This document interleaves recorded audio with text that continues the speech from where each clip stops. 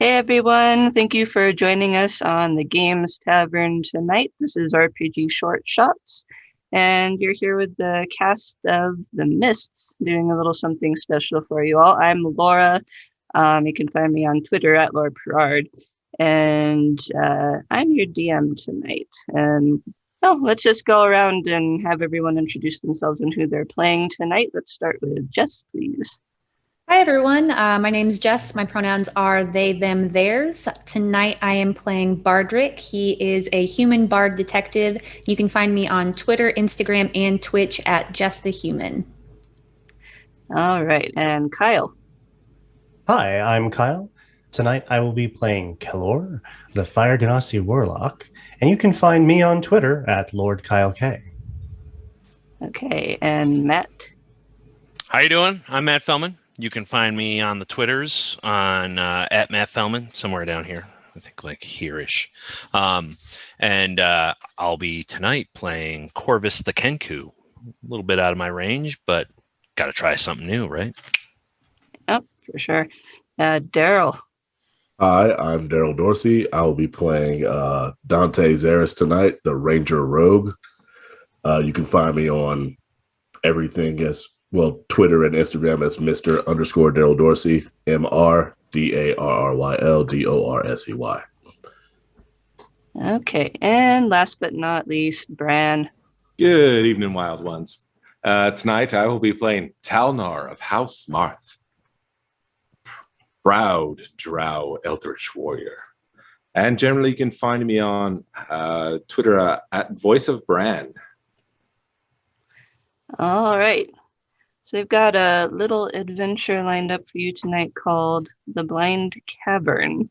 We're all playing at a little bit of a higher level than usual, so this should be fun. Let's get started. All right. We begin this little tale in the city of Marabar, where the five of you have been staying for a little while now, finding it to be a lucrative city for a group of skilled adventurers such as yourselves. And you've just returned after completing a caravan guard job for the Anvil Fist Banner, a Marabaran trade company. Right now, it's just past noon, a lovely spring day, a little bit on the chilly side because this is pretty far north. You're in the bustle of the Undercity Square at midday. This is a courtyard surrounded by three buildings with a broad staircase leading down underground to the whole rest of the city that is Marabar. But here, you're receiving your pay from the wagon master after returning on your escort from Neverwinter. And someone you've become somewhat familiar with during your time in Mirabar strides up to you. This is a dwarf with salt and pepper in his beard, big beard adorned with a ton of braids and iron beads. He's wearing worn, well cared for chainmail, and he's carrying a bronze-headed war hammer. And this gentleman goes by the name Grenfell Stonehelm. He's the leader of the Axe of Mirabar, the local militia for the city. And you've come to know him as you've wandered around and gained a little bit of a reputation doing this, that, and the other thing. So he asks, without any preamble, if you're interested in another job. And he says, look, I know you all just got back from the road, but I figured, well, we've had a situation come up pretty urgently, and I figured you all might want something a little more exciting. This ain't no easy stroll alongside a bunch of merchant wagons, but I'll set you up even more nicely and earn you the admiration of two major trading cities. So just say the word and I'll give you details if you want them. Rick, you can tell us a little bit more about that excitement, mate? I can tell you plenty. We're big trading partners with Mithril Hall to the east. And there's been a rash of kidnappings. It's kind of come to a head over the last week. Now, there's a few possibilities we're thinking. He kind of sets his warhammer on the ground and clasps his hands over the top. He says, there's a band of hobgoblins. It's been wandering the road, but not just them. They're led by this one-eyed fire giant. His name is Grom. We think that maybe they're involved, but we don't know for sure. And then there's the white dragon. Been seeing him more often.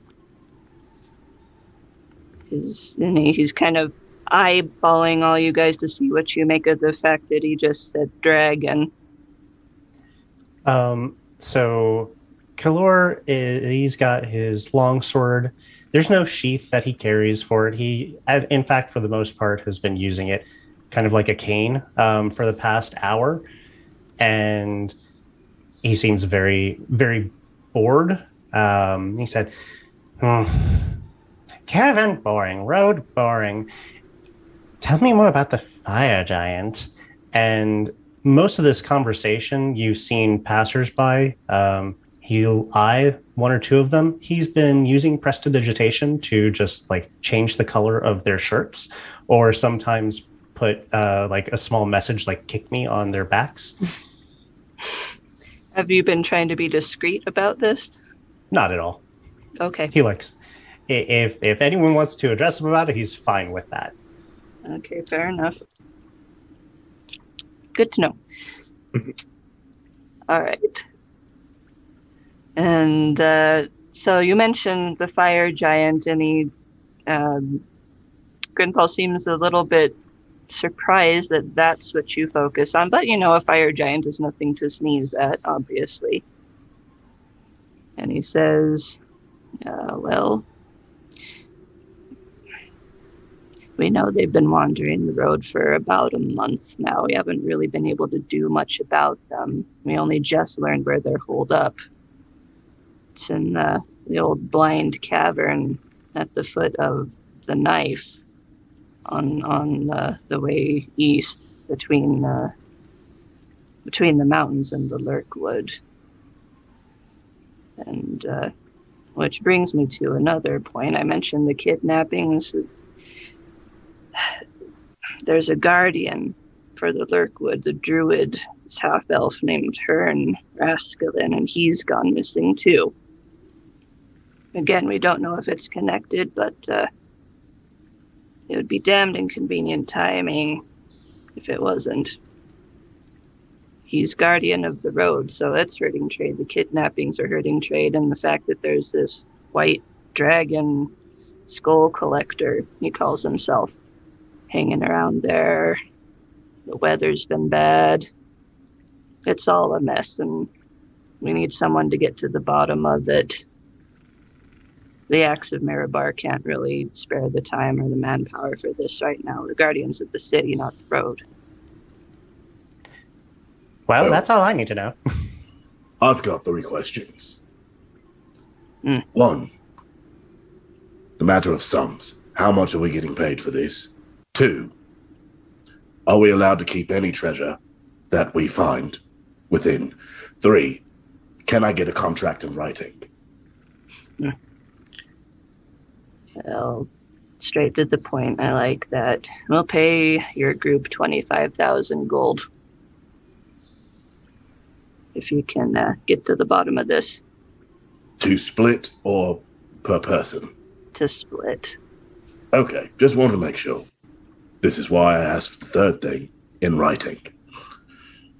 We can do something in writing real quick if you really want it. It just makes it safe for you and me. Fair enough. I get it. I mean, us.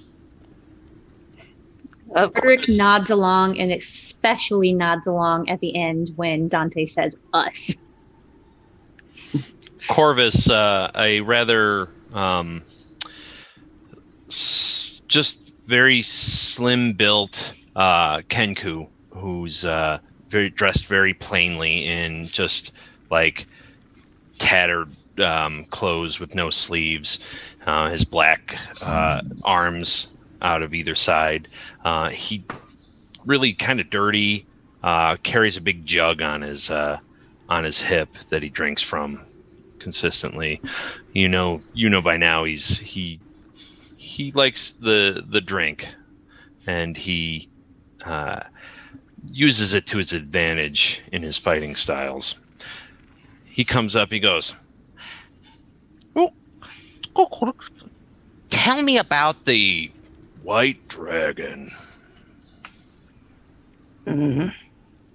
This dragon, we think he's moved in fairly recently. About 2 weeks ago is when the weather started getting bad. I mean, it's spring. We get snow up here sometimes, but not deep of the winter blizzards in the middle of the day that come up all of a sudden. And then we've seen him flying over, this big white beast, and he's got a bit of a reputation following him.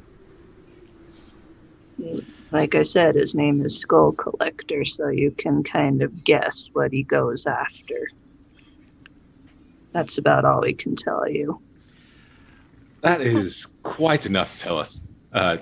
Shove in front of everyone else.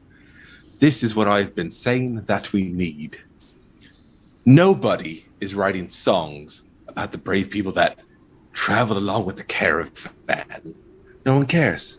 This, why were you not giving us this kind of job to begin? Points over to Stonehelm. This is right for us. Well, we haven't been the ones giving you jobs this whole time. From what I remember, you took that last job yourself, and it lined your pockets pretty nicely. But you want more stuff like this, Gold assuming is you fine, survive. but of course we're going to survive. Don't be silly. So you take it then.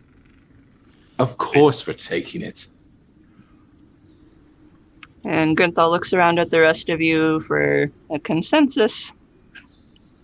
Dante brings out a piece of parchment and an ink quill and starts writing down a contract.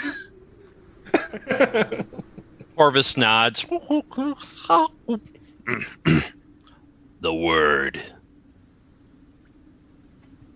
Bardrick gives a little wink and a nod.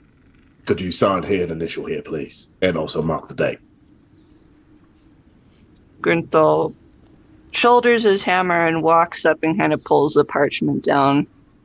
Reads through it really carefully. And he's like, yeah, all right. Come now, I'm sure there's more important things than however much money that is. Is that a lot for you? I don't know. But look at the rest of these people. They're ready. He grabs Corvus's winged shoulder and shakes it. Grabs Bardrick's and shakes it. Come on. There are songs waiting to be made about us. Mostly me. Go ahead. We're ready. It's not about the money, mate. It's about the deal. A deal has to be made.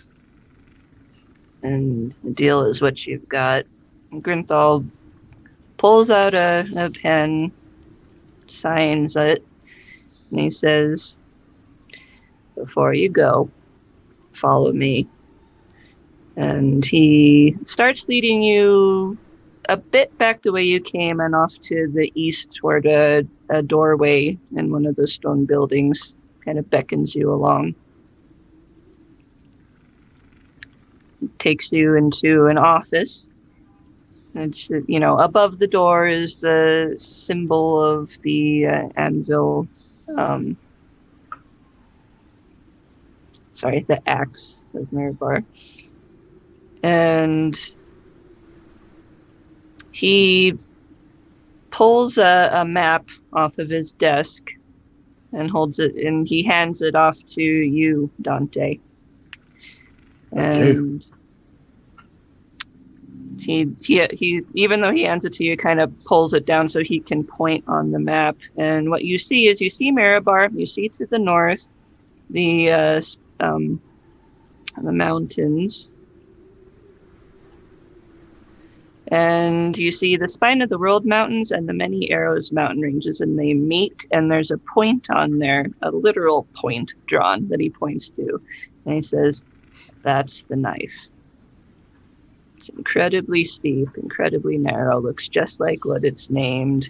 There's the Blind Cavern entrance right at the base of that. That's where you're headed.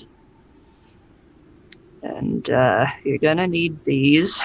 He reaches back over to his desk, and he there's a small crate. And he hands this off to Talnar. And what you find in there, these are potions of cold resistance. There's enough for 2 for each of you. And he says, "Bundle up." I'm not kidding. I immediately start passing them out equally. Potions of cold resistance. Right. Thank you. Right. Does this go towards our total income from the job? Is it taken out of the cost?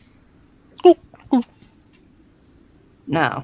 This is on top of what you'll get if you come back. I've taught you well, Corvus. I've taught you well. I think when Talnar hands Keller the 2 potions, he just he's weighing them in his hands, and then he realizes, oh, I'm going to start juggling with them. And he just starts juggling the potions just out of boredom.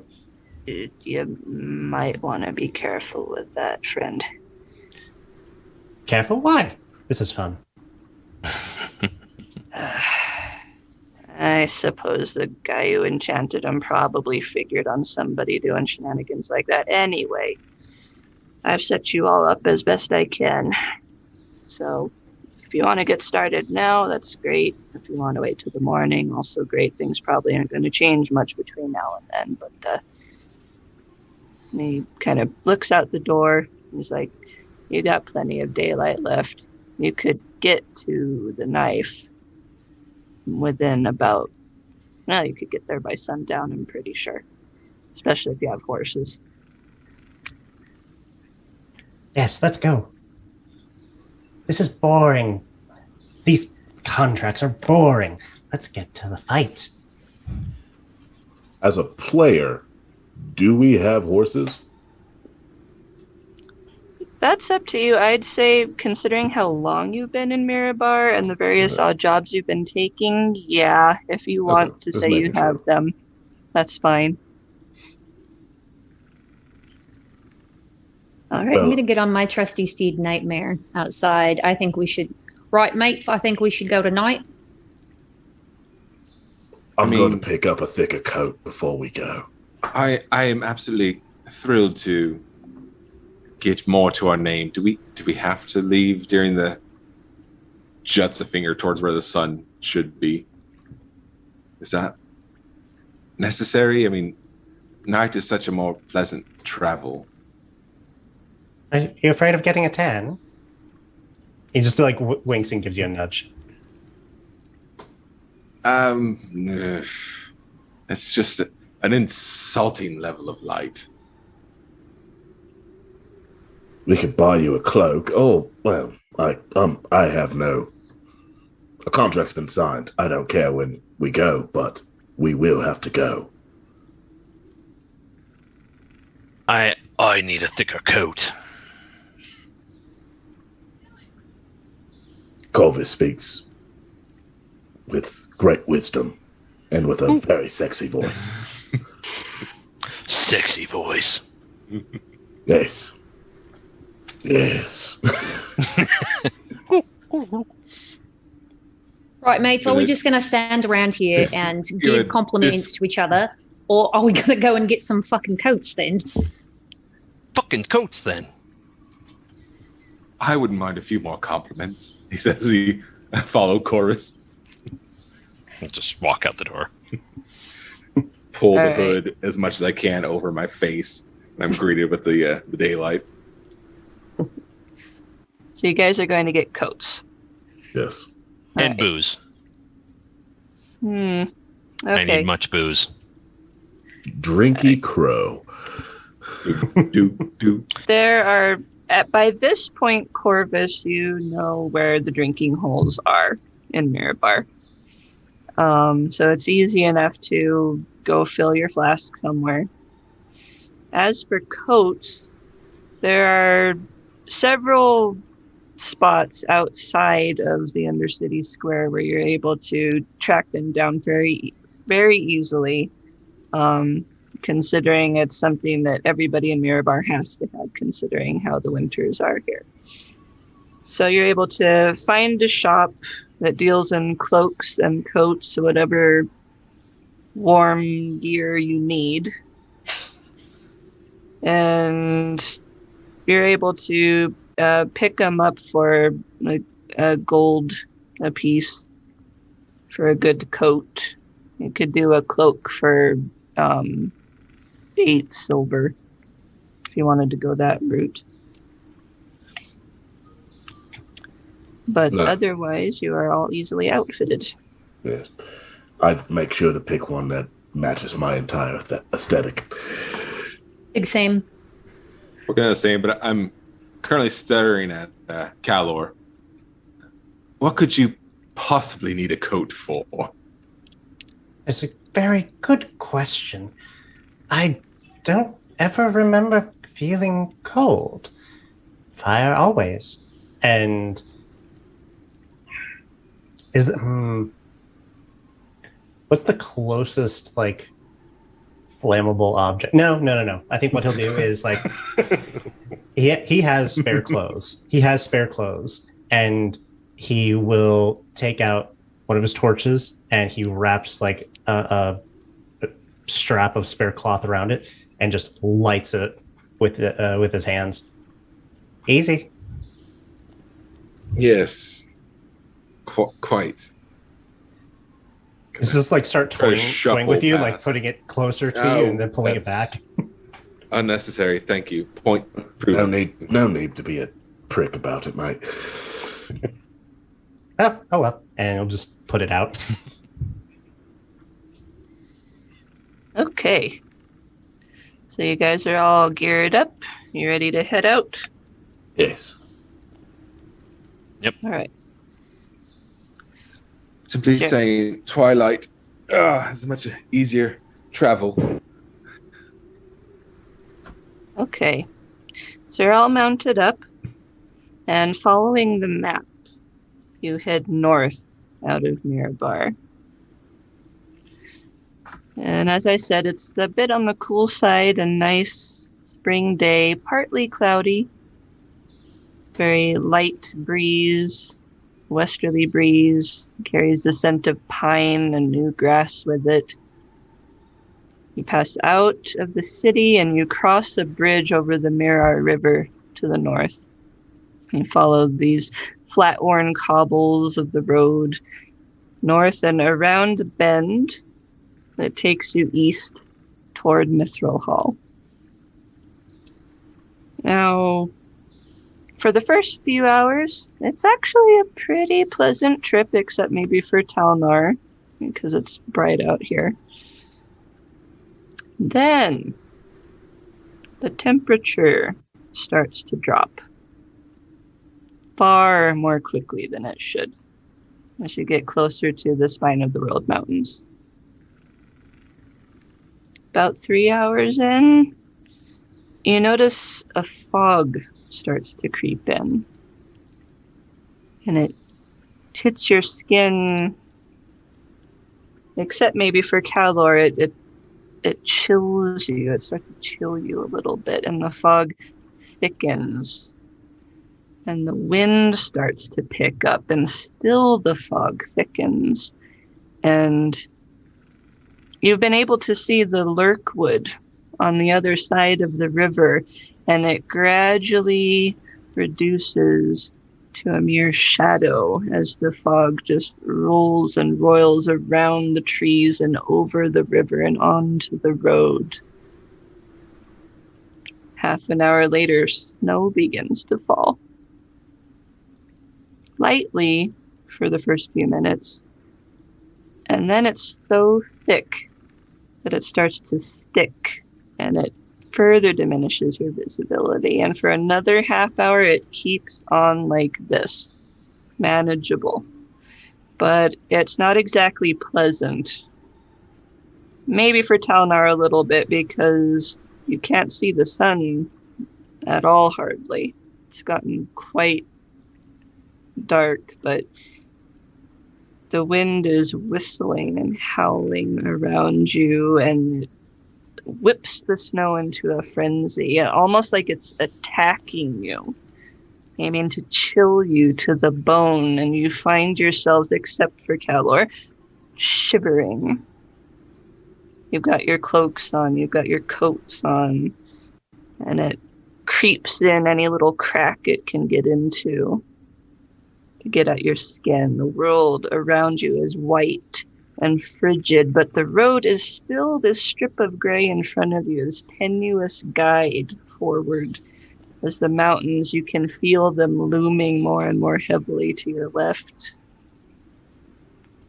And you all are looking somehow through this strange blizzard for any sign of where you're supposed to go. I need you all to make a perception check, please. This winter is unnatural.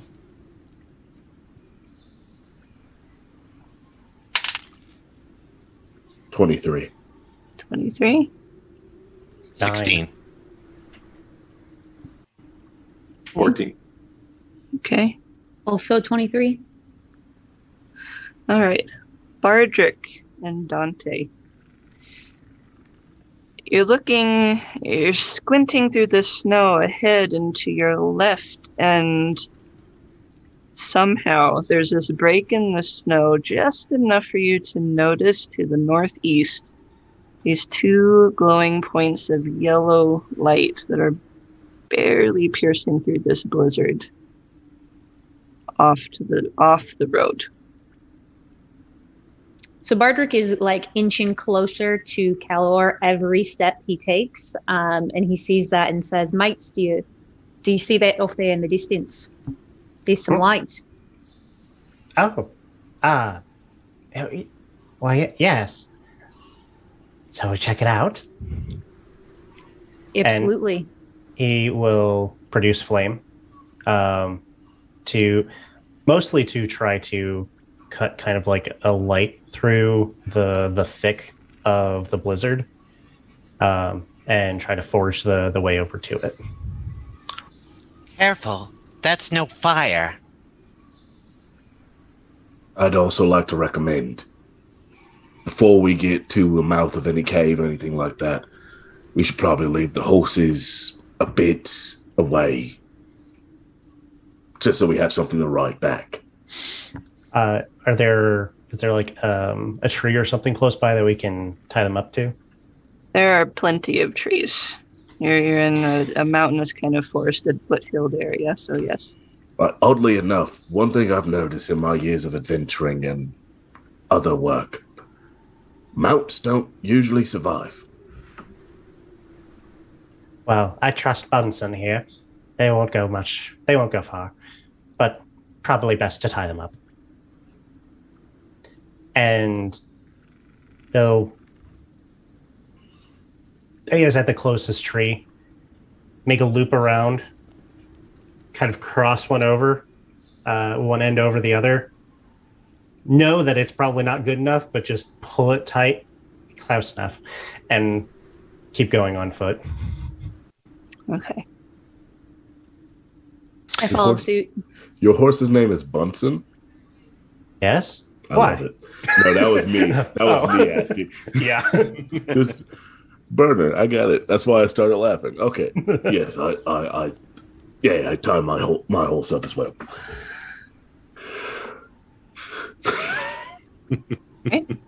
Orvis will hop Likewise. off and pull the harness off his horse, and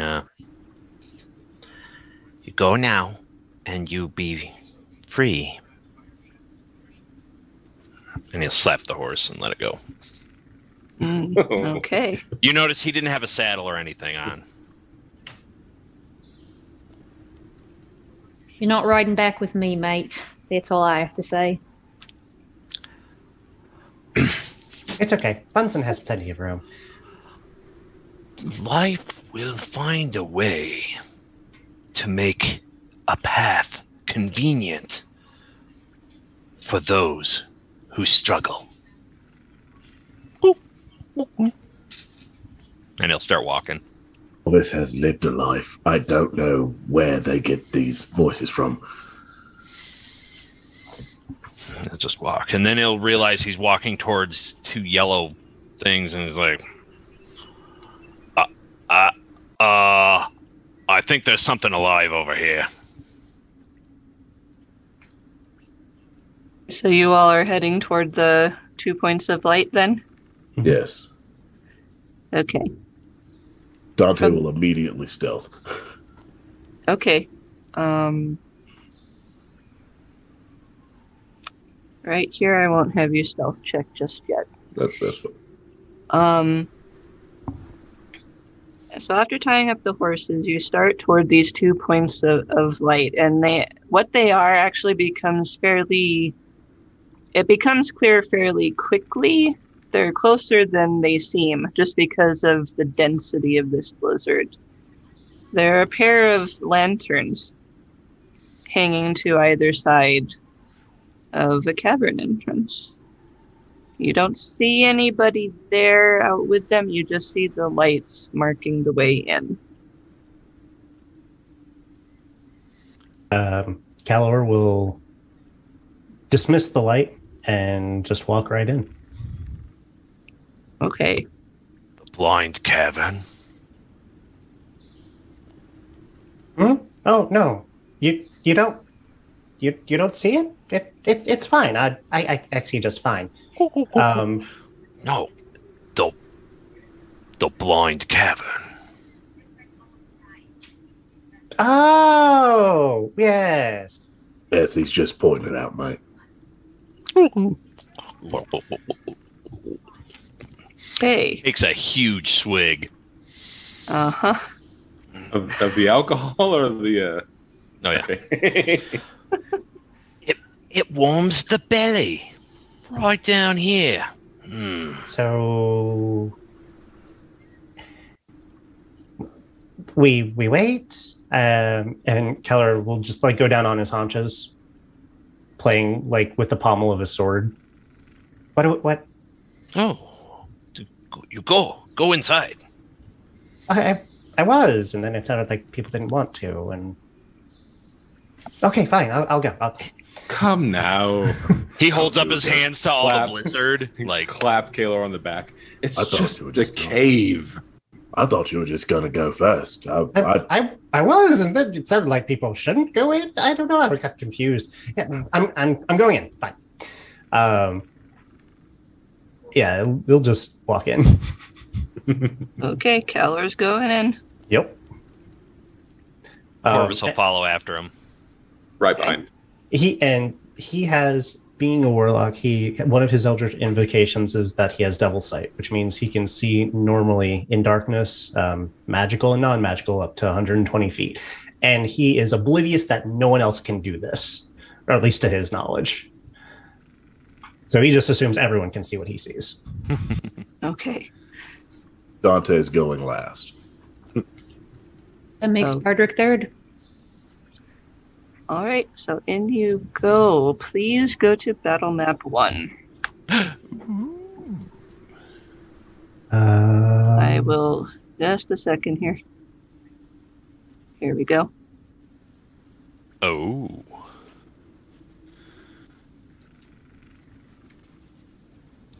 I'm sorry, is that in the Discord or It's it's the slight. deck? Yeah. There it is. Okay, sorry. Cool. Go. Go ahead and place yourselves in your marching order. I just took a guess. That looks pretty close. That's. Oh wait. Is that 5 foot or is it about 7 or 8 feet? It's they're 5-foot squares. Yeah, I'm not. You got me in front. Yeah. Yeah. That sounds There we right. go. Go ahead.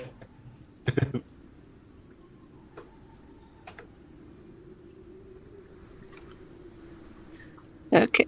Actually, he'll probably be up at about here. Reckless abandon.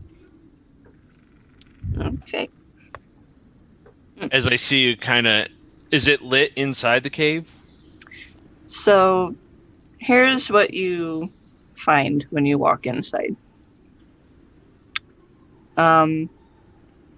It's pretty dark, and that's partly because of just how grim it is outside. Natural light isn't getting very far, even when you're just in the front passage.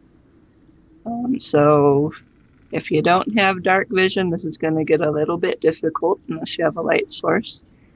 I do not have dark vision. So Okay. I'll go ahead and use my light cantrip.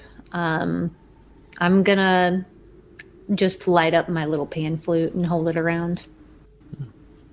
Okay. Ooh, glow stick. Good idea. So what you see, especially with more light in the picture, the walls of this cavern, they're layered: limestone, marble, shell, pale light, all that sort of thing. It's extremely cold, colder than it was outside. You all see your breath clouding in the air in front of you, and you can see that along some of the walls and in spots on the floor, there's water that's frozen, giving everything kind of this glossy sheen. The ceilings are pretty low. They're about 12 feet high. The ice is pretty prevalent. You need to watch your step. So place your steps carefully. And you notice here, Dante, is where I'm going to have you make a stealth check. If you are not being stealthy, anyone who's trying to be stealthy, make a stealth check. okay. If you make a noise, there's some interesting acoustics in play in here. 23. Excellent. Oof, 7. 25. 17. Okay. Pillar is not making a stealth check. Okay, so all but the warlock is trying to be stealthy, and that small group of you would have succeeded if Calor hadn't, messed it up. So Calor, you're just marching on ahead, and every one of your footfalls is echoing off of these icy walls. Ooh, you hear that? Cool.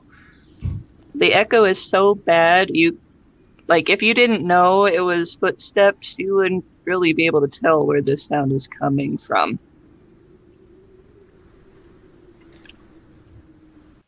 Being that he's not trying to be stealthy, I think when he starts hearing how the echo is, he'll like start kicking like little drops or like little pieces that he think might make interesting acoustic sounds, or stamping his feet. Might, could you not? Comes out as a What? whisper. I'm going to say during the darker areas, I have a hand clasped on Corvus' shoulder, just sort of slightly guiding as we walk. Appreciatedly, he gives you a nice pat on the hand, and to Kalor he'd go, "Fire giant, white dragon, cautious." Yes, fun times. I would say randomly, Kalo would just see just a glaring pair of glowing red eyes. Oh, you do that too? Just lizard-like slitted eyes just staring at them, and then they disappear into the darkness, but you can tell it was a glare. Just Oh, he looks scary. So his Kelor is just moving a little bit further in then into like this vestibule area up to where the corner is. And I think at this point you might have noticed that the others are. You said it's colder in here than it was out there, right? Yes. Okay. So he'll turn back since Corvus is right behind him. You'll notice that there's now about 5-10 feet between. He's letting you go forward, and then he's following suit. He's not leaving you behind, but he's just giving you some space in case something comes out and eats you. Respectively. Right. Kalor, make a Yes. perception check, please. Perceive. Let's see if I can perceive this time.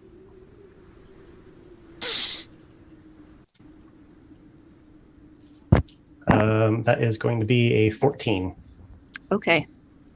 So you get up further into this little bit of a cavern, and you look off to your left.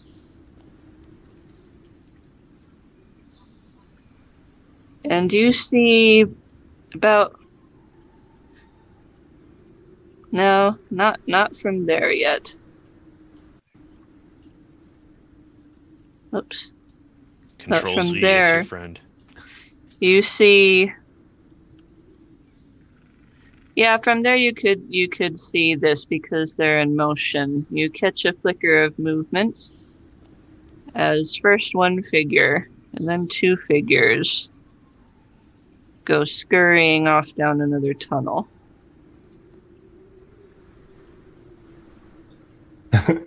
Killer turns over his shoulder. Oh, I saw some.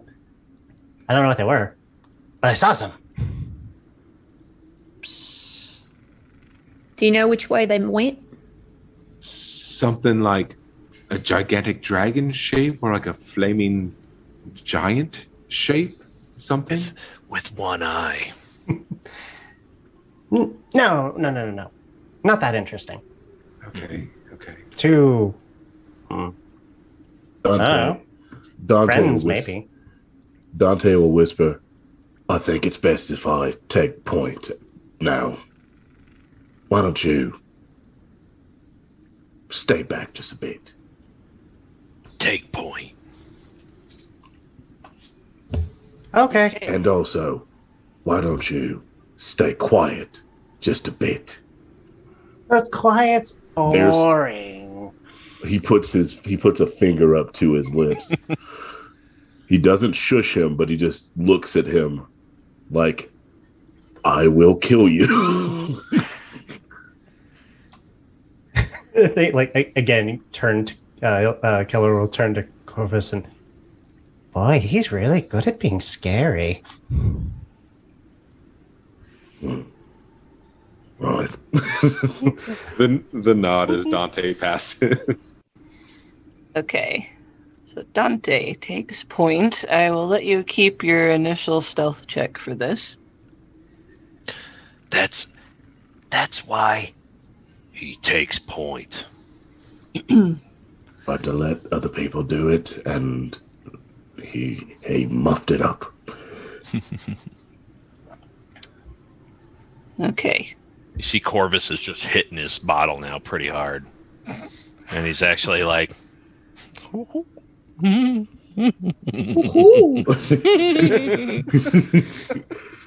I want whatever he's having. Just doing a dance. Okay, so Dante. what are you Woven doing? spirits. It's good. Good in the belly.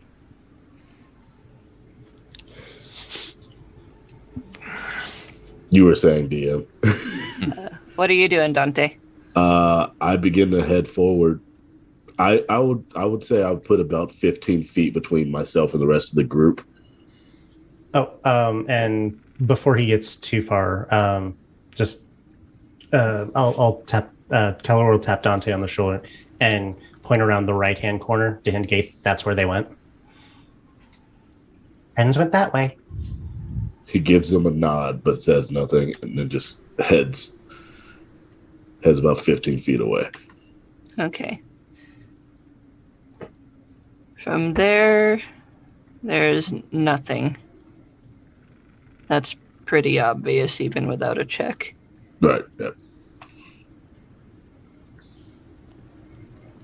Like every time I go, I wait a little bit till I can catch a glimpse of them behind me, and then I'll just move ahead. I just try to be the first line to see anything, just so I can be like, "Hey, they're coming." Do we have a call sign for you to give the all clear forward? Fuck, no. Oh, that's in danger. That's in That's as he's running back. That's Fine, that's the all clear. Let's go. I remember that one. Fuck, no. You hear sound like a pebble being kicked by whatever other creatures are in this cave. Just a subtle noise. All right, where are you moving next? I'm moving another 15 feet ahead. Okay. So I can see around the cusp of the corner that Kalen motioned towards. We should follow. Okay, from here, and these guys are actually a bit further in now. You see light coming from ahead and to the right, and you also see several figures closer to this light. Seems to be a bonfire. They look readied, but they don't seem to have noticed you. I don't go any further. I turn back. Immediately, if I can, put my hand over Kalen's mouth so he can't say anything. and then silently go, there are several people waiting in front of us, including our one-eyed friend. Fuck, no. Actually, you did not see. Oh, I didn't see. Oh, the giant okay. yet. Sorry, I can see that on the map. Sorry. No There worries. are several people in front of us, in front of a bonfire. Do I see how many besides the giant? Can I see that there's 5 of them or just a few of them? From there, yeah, you can see all of them. I can say about 5 in front of us. Hearing that, Bardrick's going to kind of creep forward You might want to put the light out. and immediately put the light out after Dante's suggestion. Fuck. Yes. Well, 25,000 gold, plus any treasure we can get. No need to complain now. Anyway, let's go to work. I'm reaching out to find my drow friend. I'm not far. I do that turn back and reach a hand out for her. Oh, grab his shoulder. Let's go. All right, now are you all trying a stealthy approach, or Keller, are you still being reckless as all hell here? I think reading the room begrudgingly, we're like, fine, we'll do it your way. Dante sheaths his extra dagger. Let's see which one is there. And his stealth is going to be a 17. Okay. Yeah, everybody make a stealth check. place yourself. Ugh. That's bad for me. The first time I'd ever decided to wear armor. Stealth check. That's 21 bad for Bardrick. 18. I rolled terribly. 13. 18 for Corvus. The 2 decks get people.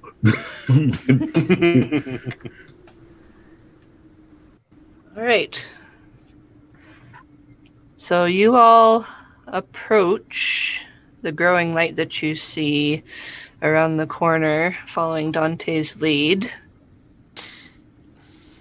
And Dante, as you come up to where you were and you look around to see the creatures within, you can see they're hobgoblins. You've seen them before. They still look readied, but they're still waiting. They still don't seem to have noticed you. Bardrick kind of creeps in closer, and so he can see the hobgoblins, and he doesn't want to make any sound, so he uses the message cantrip, and he says, you know, what if I used shatter and just the shatter spell and put that right in on them, so we don't even have to go up to them? Well, that would announce us more than our friend over here, would it not? You're right, mate. You're absolutely right. We don't need a dragon coming down the hallway. What I could do is I can make myself look like a hobgoblin, go up, stab the shit out of one of them, and then the rest of you just come in. It'll probably have the same effect. Let's be honest, they probably already know we're here. It looks like they're ready, but they just don't see us now. Your way. Why not a mixture of the both? You Make it go what? bring a nice stab into one, you start racing back. They will chase you. A shatter will greet them, and then I will greet them. All right, just want to put it out for the group while we agreed upon that. Hello, is that where you are at the moment? The old bait and switch. Oh, map-wise? Yes. Sorry.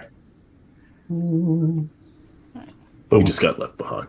Yeah, it was just, I was told to wait here. I don't know. Okay, what are we doing? Okay, I'm going to cast Disguise Self and look like a hobgoblin. Standard issue. And then I'm just going to walk up, kind of looking like I heard something behind me, but not quite sure. Okay. We'll make this choke point our stand and fight ground. Right. I'll move to this side over here, kind of like once I leave Talnar, I will kind of find my way along the wall here and then drink heavily from my wineskin. I think Kellor is going to be like right next to him because he likes having a long sight line. Okay. So, Dante, you go striding up into the cavern, and these hobgoblins, they look at you and they look extremely confused. As they would. And this, the one that you see kind of closest to the fire, he comes forward a little bit and squints at you and says, "Where did you come from?" I get a little closer. Well, I was outside and I stabbed him immediately.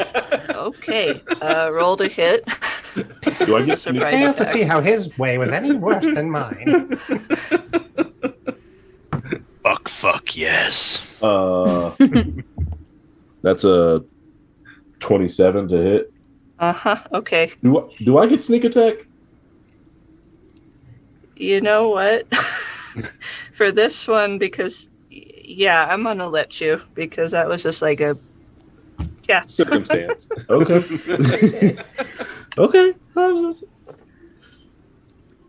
For this first one, this is what I made him for.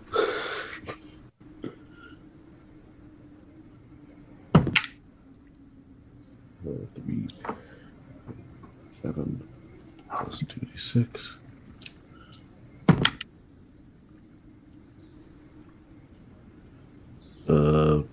Math. That's 16 for the first hit. 6. Okay, yeah, you don't even need to roll the second one, because you suddenly, this hobgoblin just suddenly finds he's got a dagger in his liver. This is it was my rapier, just for or the rapier, whatever. He's stabbed and skewered and crumples to the ground. And from here, you catch motion out off the right, and what in your periphery looked like a boulder stands up and almost hits the roof of this cavern. And you look over and you see the giant. As soon as I see the giant, I'm going to use whales from the grave, which basically I can do that as soon as I hit a sneak attack. It's just a extra. He'll take 5 of the sneak attack damage, so he automatically takes 5 necrotic. So this works not on the creature you did sneak attack on, but another creature of your choice. It's when you hit someone with sneak attack, if you can see someone, is he within 30 feet of me? The giant. Yeah. Let me just make sure I'm reading this correctly. As you know someone closer to the grave, you can channel the power of death to harm someone else as well. Immediately after you deal your sneak attack damage to a creature on your turn, you can target a second creature that you can see within 30 feet of the first creature. Roll half the number of sneak attack dice. So it'll just be 1. So yeah, I'll just re-roll that. And there's no to hit or anything like that. It just happens. It just happens. And I just rolled it again. That's a 6. Okay. Oh. Yeah, just to let you know. All right. And with that, everybody roll initiative. So would Bardrick be able to get his held attack from the plan in the shatter or not? Not as a surprise. Okay.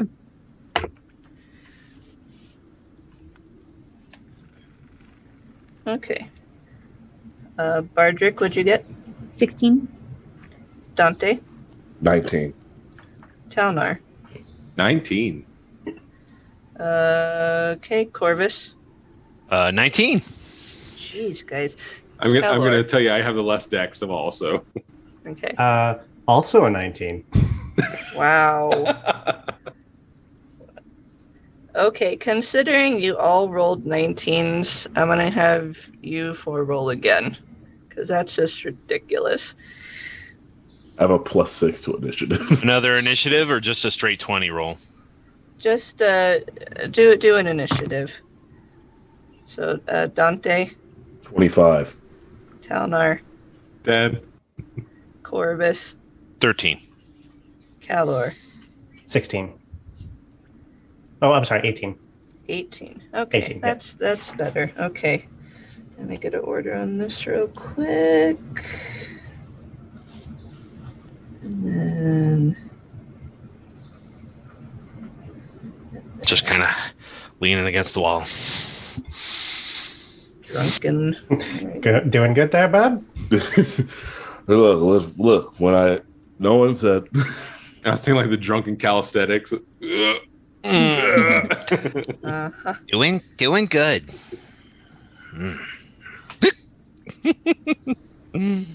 Okay, first up is Dante again. Yep, that seems about right. I'm gonna go ahead and just rush over to the other hobgoblin that was near me. You said the one that was by the fire is gone now, correct? Yeah, I'm trying to... Yeah, I'll move my... There we go, okay. Yep, they're gonna get stabbed. Go for it. Ugh. That's a 13 to hit. That will miss. This hobgoblin is prepared, saw you take down his friend, and just kind of weaves out of the way. Okay. Second attack. What is that? Good lord. 16 to hit. Miss. Oh my Again, god. Ooh. he weaves out of the way. Bonus action. Second offhand attack. Okay. What is happening? It was all in the first one. It was all in the first. I know this. This is a 14. I missed all three. Yes, you did. I immediately go into a depression. And that's my turn. All right. Okay. Calor, you're up. So Calor has had this cloak on that is very strange. And it looks like there are these tentacles that hang off as tassels. He pulls the hood over his head, and suddenly he's very hard to look at. Like you're looking at a static image, or like an image like on an old TV screen that's very staticky. And that's his cloak of displacement. So he'll take a step forward, and he'll raise one of his hands towards probably the only hobgoblin he can see, and he's going to fire off 2 shots of Eldritch Blast. Okay. Quick question. Was it an action to pull up the hood of your cloak? Oh, no, I just... flavor. Okay. Yeah. Just checking. Yeah. Oh, no, I understand. I mean, if you wanted to count like as a bonus action or something... It's a free action. Okay, which are you aiming for? Probably the one that's closest to the bonfire, because like around this corner, that's probably the one I have the best sight on. Yes. So let's see how this goes. Let's do 1. Ho ho. First Eldritch Blast is a 24. That'll hit. Do you want me to do... Oh, I'm sorry. I'll re-roll this if necessary. Do you want me to do two of the attacks and then do the damage, or how do you want me to do that? You can do damage after each hit. Okay.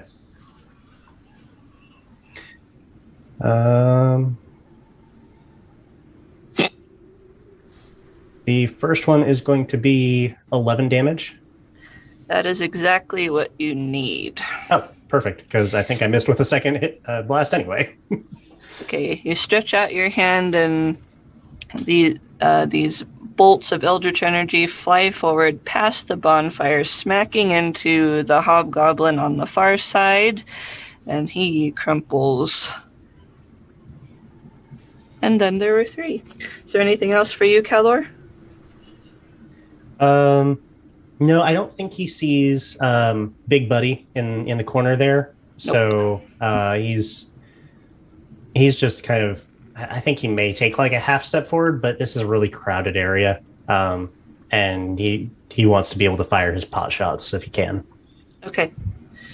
Right. So Bardrick, you're up. Corvus, you're on deck. Okay. Bardrick is going to step forward just a little bit and fire off a shatter, and he's going to center it on the middle one so it can hit all 3. I'll need... Will that hit Dante? No. So it's a 10-foot circle. 10-foot radius? Mm-hmm. Okay, if you hit the middle one, that will hit Dante. I'm gonna position it. It's fine. What kind of save is it? I'm gonna position it just a little bit above, because I definitely don't want to hit my good friend Dante. Okay, that'll work. And so I need a con 17 from them all. Okay. That is 1 fail, 2 fails, 3 fails. Okay, so they all take 16 damage. Okay. And Bardrick, with all of his magical talent, is enough to send them all crumpling to the floor. So after that, Bardrick would kind of go a little bit towards Dante, and I don't think where he's ending up at, I still don't think that he can see the giant, and he says, "Right, mate, that wasn't too hard." Dante immediately goes, "Oh, crap, I did it." Accidentally turned into you. Okay. Oh, you obviously haven't seen our friend over here. And goes into the full Wolverine prepared for battle crouch. Okay, anything else from Bardrick? He just has a puzzled look on his face because he can't see it. Yep. Okay, Corvus, you're up. Talnar, you're on deck. Oh, whew. I appear, friend, to be a little drunk. So, let us go into the night and see what kind of things we can get into. And he starts like stumble running forward. 15, 20, hits this wall. That wall doesn't stop. But I'm happy. Let's see, 5, 10, 15, 20, 25, 30. I like to imagine that he's counting as he steps. Yeah. And he bumps into Bardrick. Like, oh, sorry, mate. I'm peckish. No, not peckish. Whatever the other thing is. So, and then he'll, let's see, I gotta, every time I stop, 5, 10, 15, 20, 30, 35. He comes here. He looks around. Don't have to look far. Well, he starts at Dante and just kind of sweeps, and he's like, right, it looks like you've taken them all out, mate.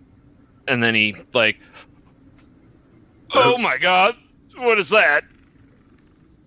Yes, absolutely towering over you, little Kenku, is this massive giant with charcoal black skin and bright red hair and eyes.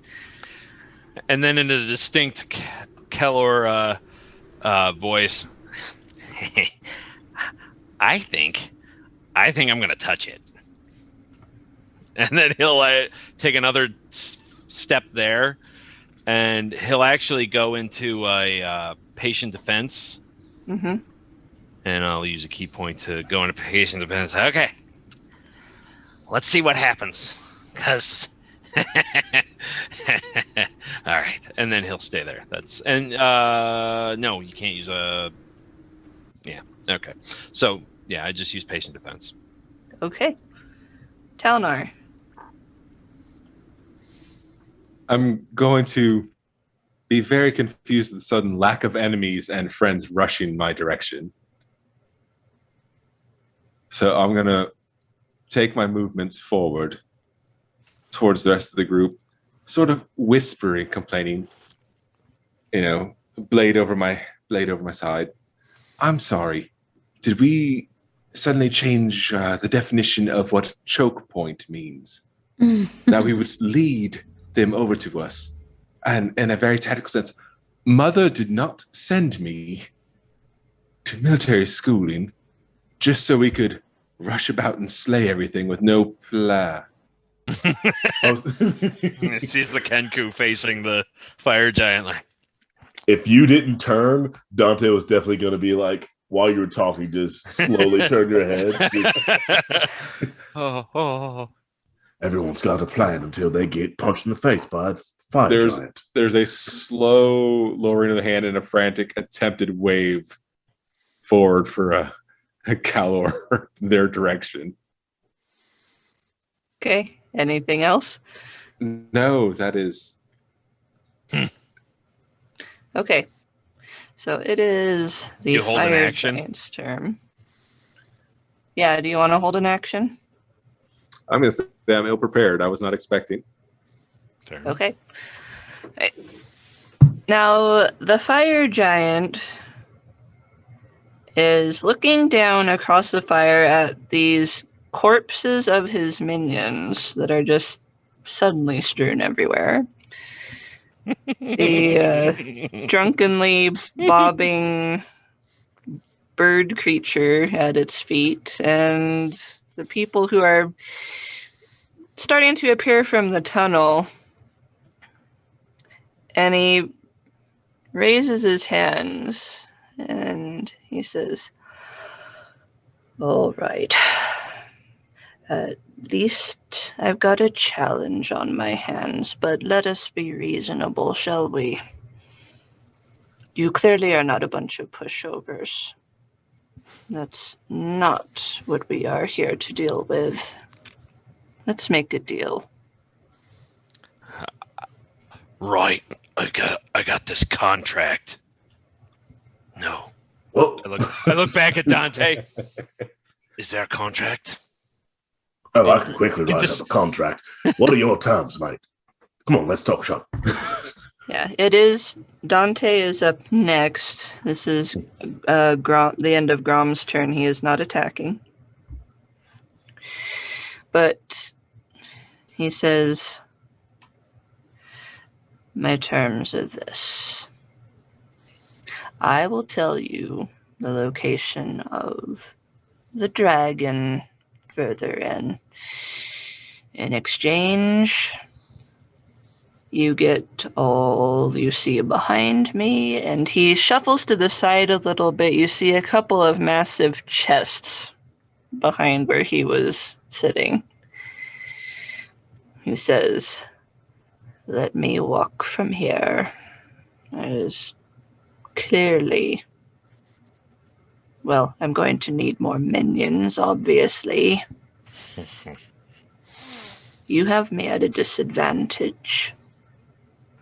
And I am not loyal to the dragon.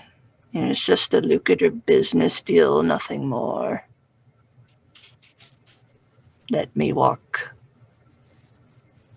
Well, if you're not going to fight us, I'm not going to leave you empty-handed, mate, because from what I know about dragons, they're a fan of gigantic hordes. So, we'll take in what we find in there. You keep what you've pilfered here. And we all go away, richer for the fact. You're going to let me keep the spoils we've taken? This is... Unfortunately, mate, my contract was for the dragon horde, not for what you made. Corvus kind of looks around and says, The contract. Does the specifics of the contract mention? and then he switches to the dwarf's voice. The fire giant. The one-eyed fire giant.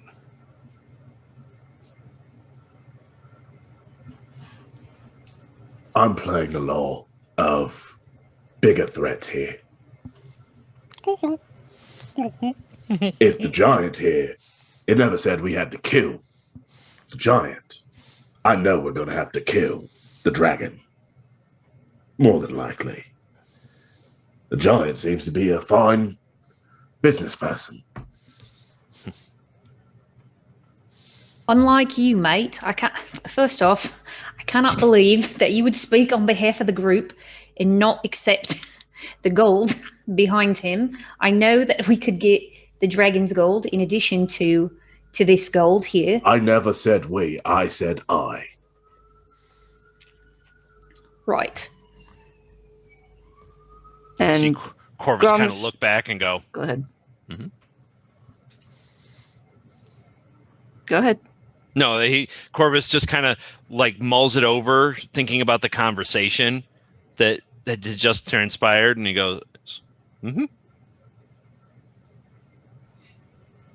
And Grom at this point says, I'll tell you what, just to speed this along, I'll leave you one of the chests, take the other, and be on my way. How's that? All works for me. Dante is currently sitting on the bench by the fire. And Grom stands up.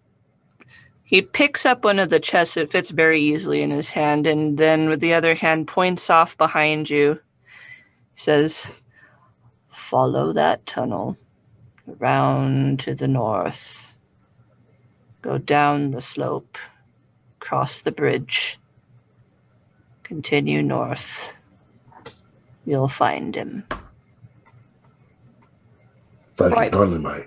And mate, can you tell us, is there, I don't know, any minions with this dragon, or is it just the dragon? He likes to keep us out here to guard, but otherwise he stays in his cave alone. I think during this whole conversation, I mean, granted, it's taken probably a little bit longer, but when he was waved forward, like invited to the group, Keller dashed forward into the middle of the room next to the bonfire, looking right at the wall that Corvus is leaned against right now, and like, what's going on? Oh, Please, Hi. no. Okay. Please, no. All right. wait, so we're letting him go? Making deals, mate, is what I do. One of the things I Right. do. Well, now technically we haven't decided on this as a group. Is everyone okay with this? What about the people and the druid? Doesn't he know about them? Ooh, Do you know about them? the druid? And he's talking to the giant. And Grom says, "Further in, across the bridge, to the left instead of the right, you'll find your druid."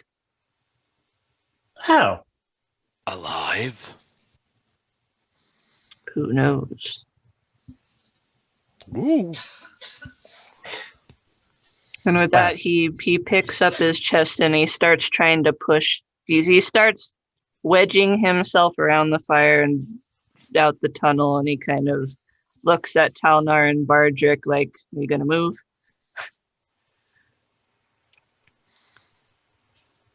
Step aside. Huh? You know, friend of the giants, giant slayer, they're about equal as far as titles are concerned. I think this is probably beneficial for all. And what did he leave Grom- behind? And Keller will just rush over to the chest, flip it Okay. open. All right. It's a mimic. No, it is Perfect. not I've considered that, this. fortunately. Roll initiative now. I fight the box. Grom squeezes out the tunnel, and really he is, because the ceiling gets lower, and he's 16 feet tall. The ceiling's 12 feet tall. He does not like this. Corvus is fascinated watching him try to get out of the passageway. He's like, oh. It's just full Winnie the Pooh. Is this like, Yes. but just like a full steam bath Winnie the Pooh? Not quite that bad. No, but he says, "Good luck. You'll need it." And squeezes the rest of the way out of the tunnel eventually. Thank you. Okay. Now, you are left in this cavern. He has left you a chest, and inside this chest, you're going to find quite a bit of coin of all varieties: copper, silver, gold, platinum. And you find a staff. So Keller sees the money, and at first he's disappointed.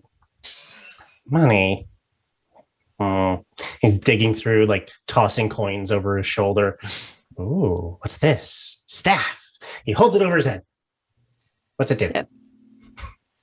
Nothing. Hey, oh no, he just says it out loud. He's expecting it to be something epic, or it's like it Now that could you be. found Who the knows? staff, could you put the coin back in the chest, please? But why do we care about the coin? We're gonna get coin. We have staff. Holds it over Dante his head gets again. super close to you. From the depths of the cavern, you hear the cracking of ice and this echoing kind of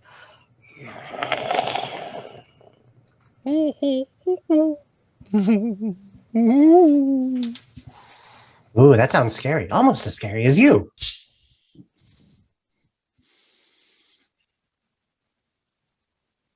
So in this cavern, Who hired this guy? you have the chest. There's treasure. It's a fairly big chest. You probably don't want to be looking at with you, but you can come back to it. You have the passage that the giant indicated for you to go down, and sounds beckoning you onward. So, are we going straight for the dragon, or are we going to find the druid? The druid. What if we was- fought the dragon first, mates, and then went back for the druid? I don't think, if I were being kidnapped, I doubt that I'd be in any rush to go into a fight with a dragon. But would you be in a rush to leave? Yes. May find assistance in the least likely Dante, places. are you getting soft? Well, me? Yes. I've been paid to do a job. Your So, concern was setting free the druid even before the fight. Oh. I've been paid to do so. Oh. I thought I was the one that was getting clingy with all of you. Come on, let's find your druid. Let's find your friend. I don't understand the faces that you're making at me right now. Yes, you do. They're strange and foreign to me. They're foreign to me too, but here we are. You do, and you see Drunken Corvus trying to make the same faces, but they're horrifying coming from a Kenku. Like, Can't quite. Yeah, it's not working so well. And All he's right. drunk. Your feathers are getting big. I don't know. All right, so what are we doing? Oh, let's go this way. We're gonna seek out the druid because everyone's apparently friendly with him. All right. So place yourselves.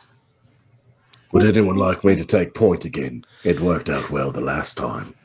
Corvus He looks is at Callum. walking like all confident, and then as it starts getting darker, he slows down. On we go. Clap the arm. The Corvus is.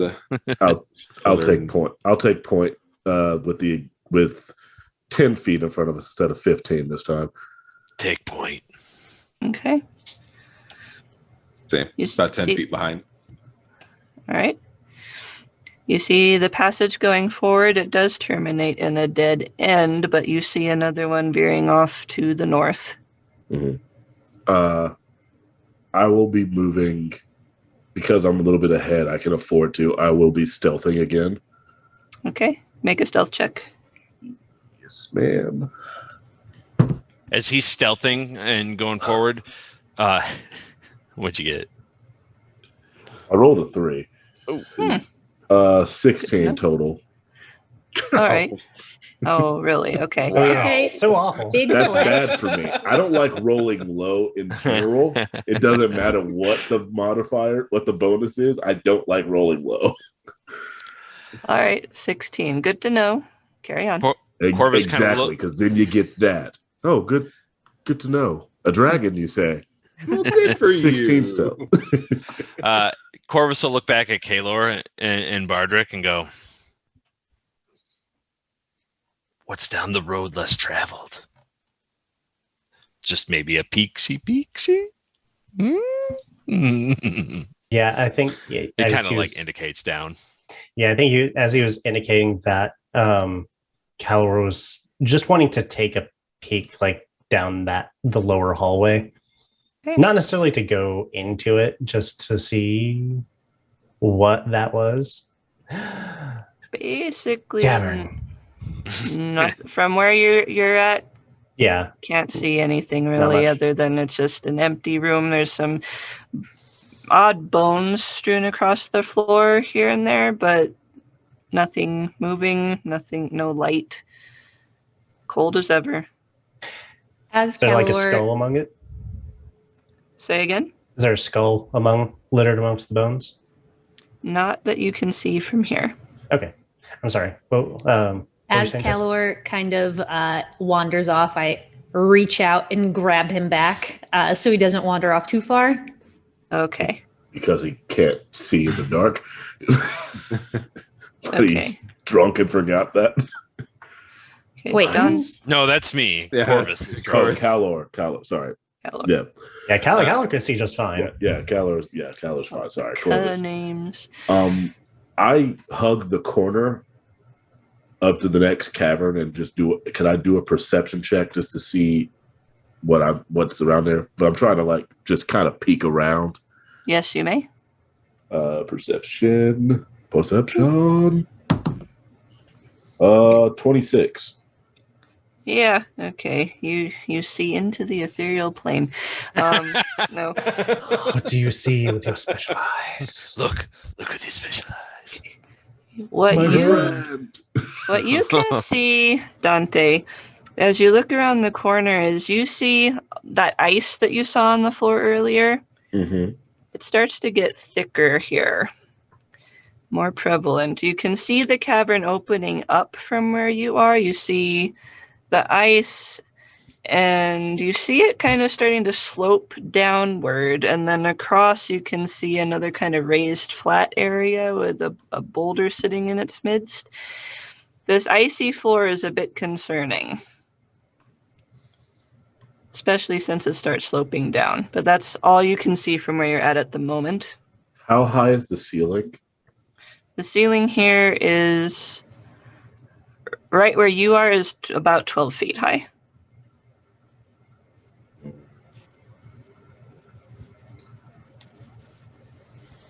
Before I do the thing that I'm going to do to make the DM annoyed,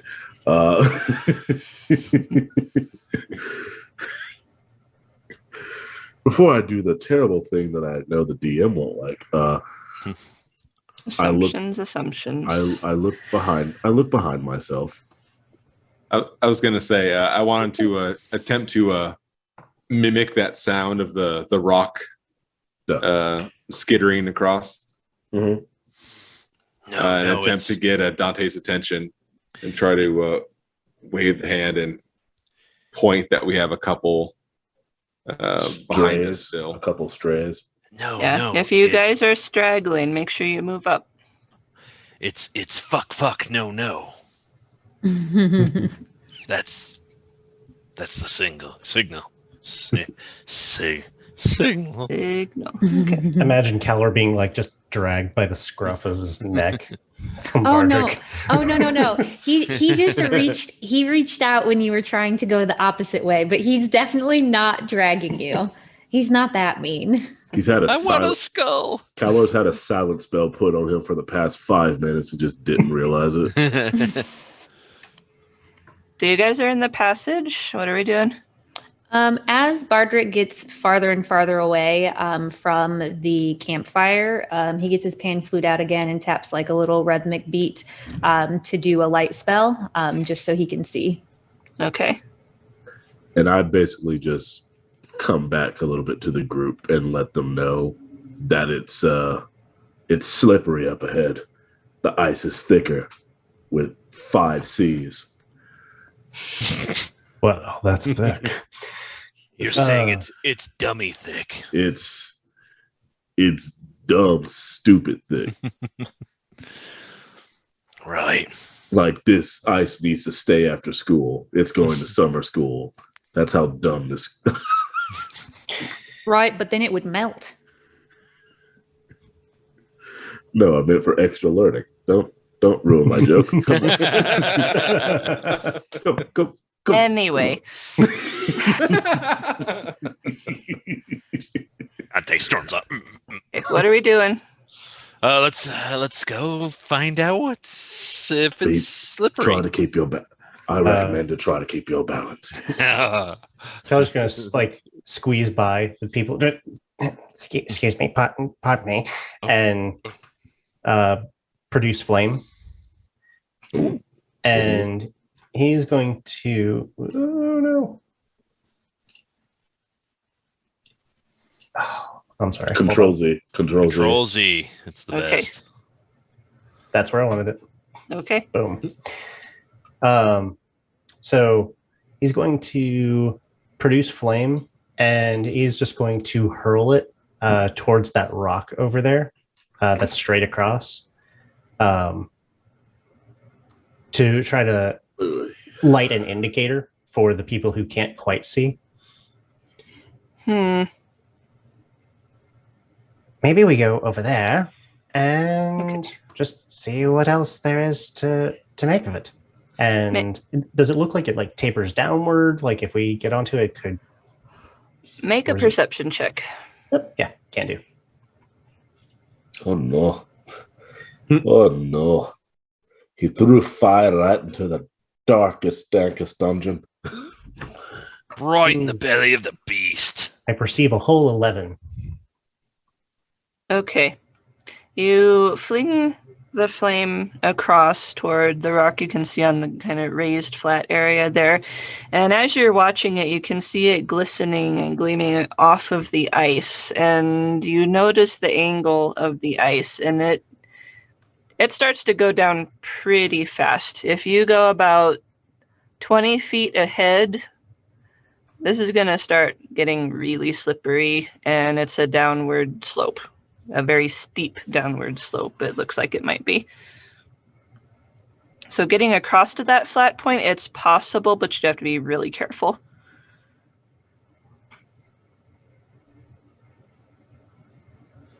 Is there any sort of rock that looks like I could tie a rope to it on the wall to my left? No. No. The ice is also coating the walls here. Okay, then I will do this.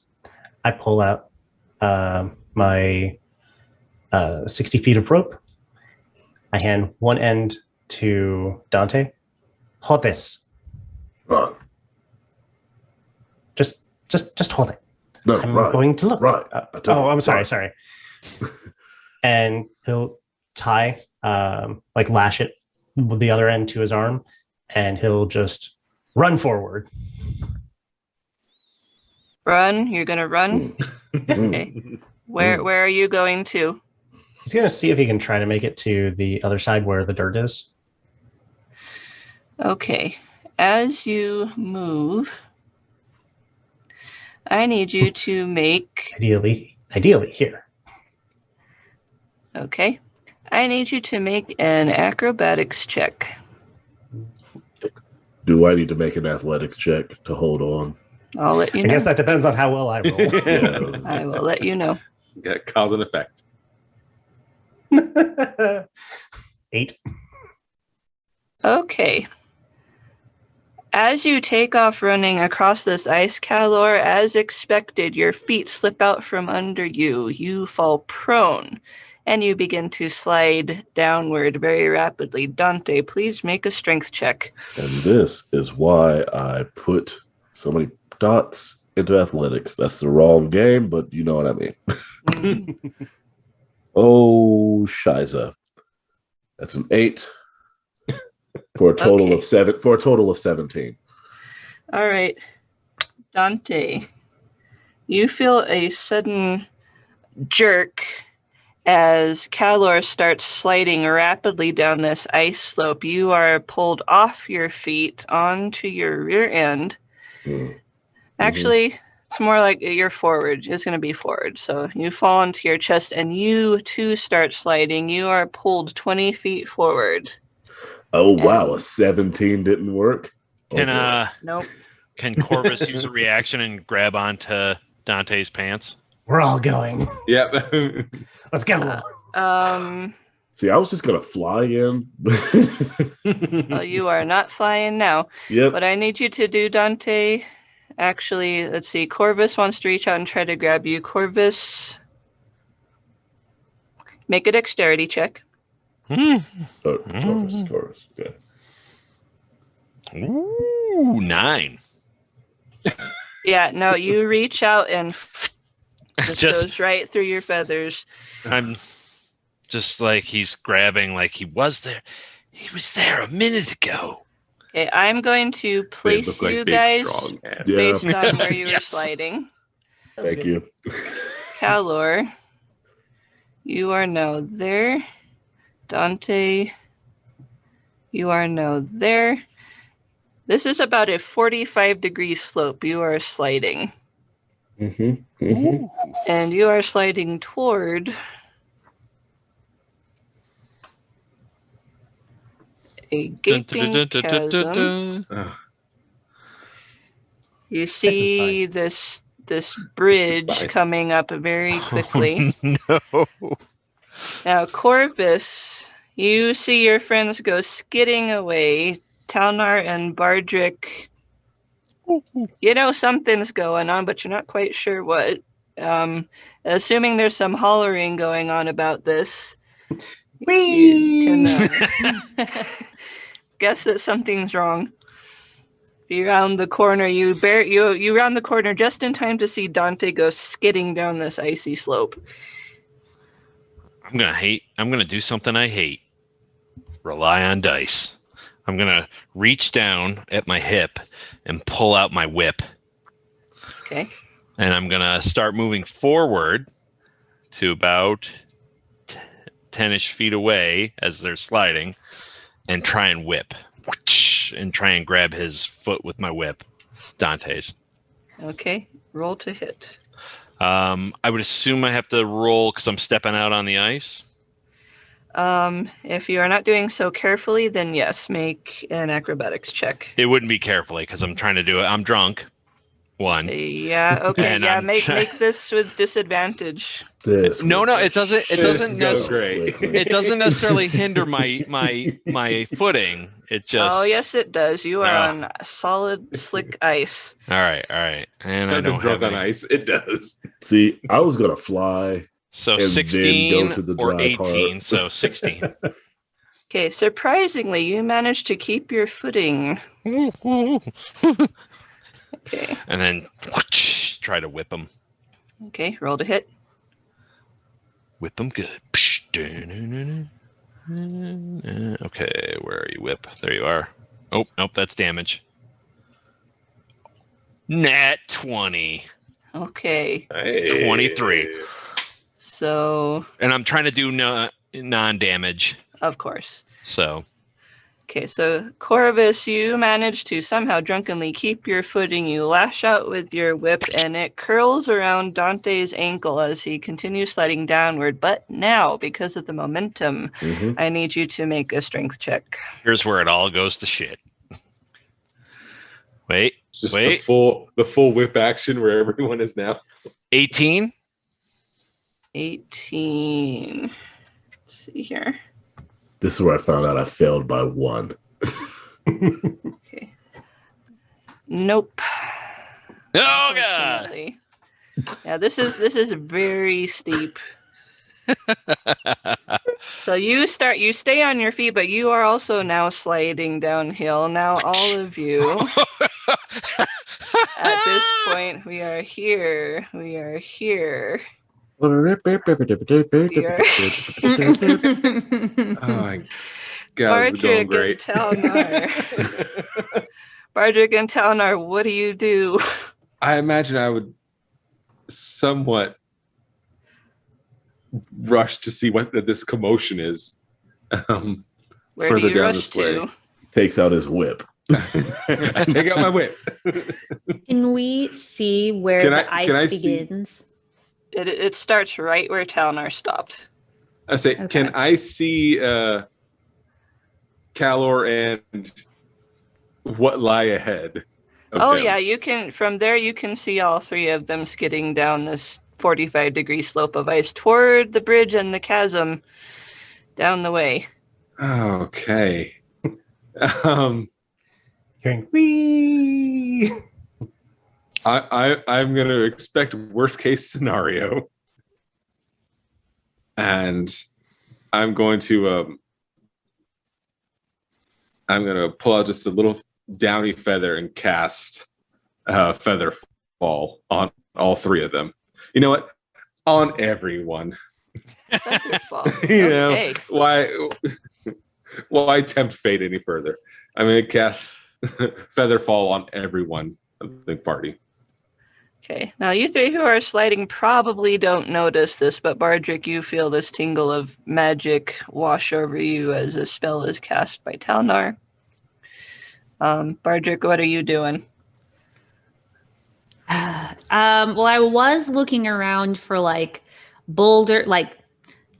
medium-sized boulders to animate to move on either side of the bridge. So hopefully, if they fell too fast, I'd be able to stop that. Boulder.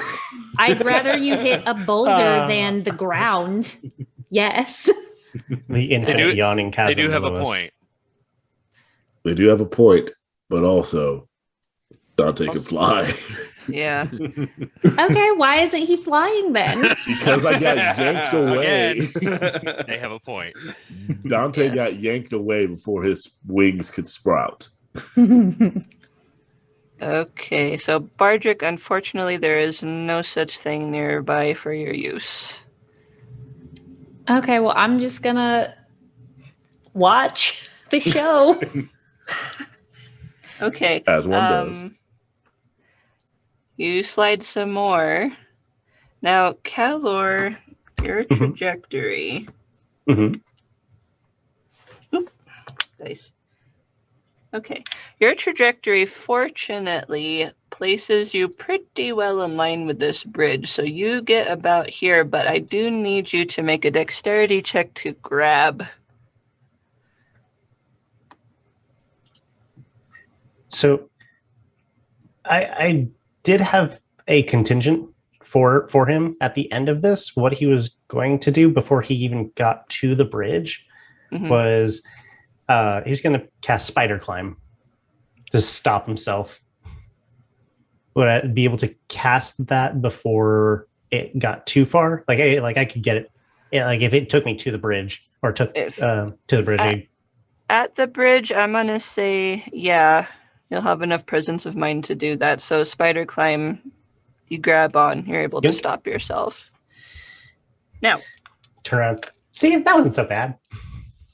Jeez. Now, Dante, you start skidding. You're a little to the left of this bridge. So Calor stops. You keep going. You end up about there, and I need you to make a dexterity check to grab the edge.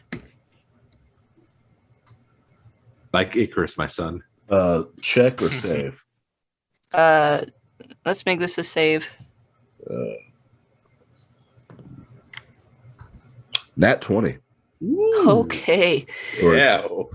You go skidding, like hell-bent for leather, toward the edge to this chasm, and you are just bound and determined not to die. You start slipping over the edge, grab with both hands, your nails digging into the ice, and you come to a stop, and you are hanging over the edge.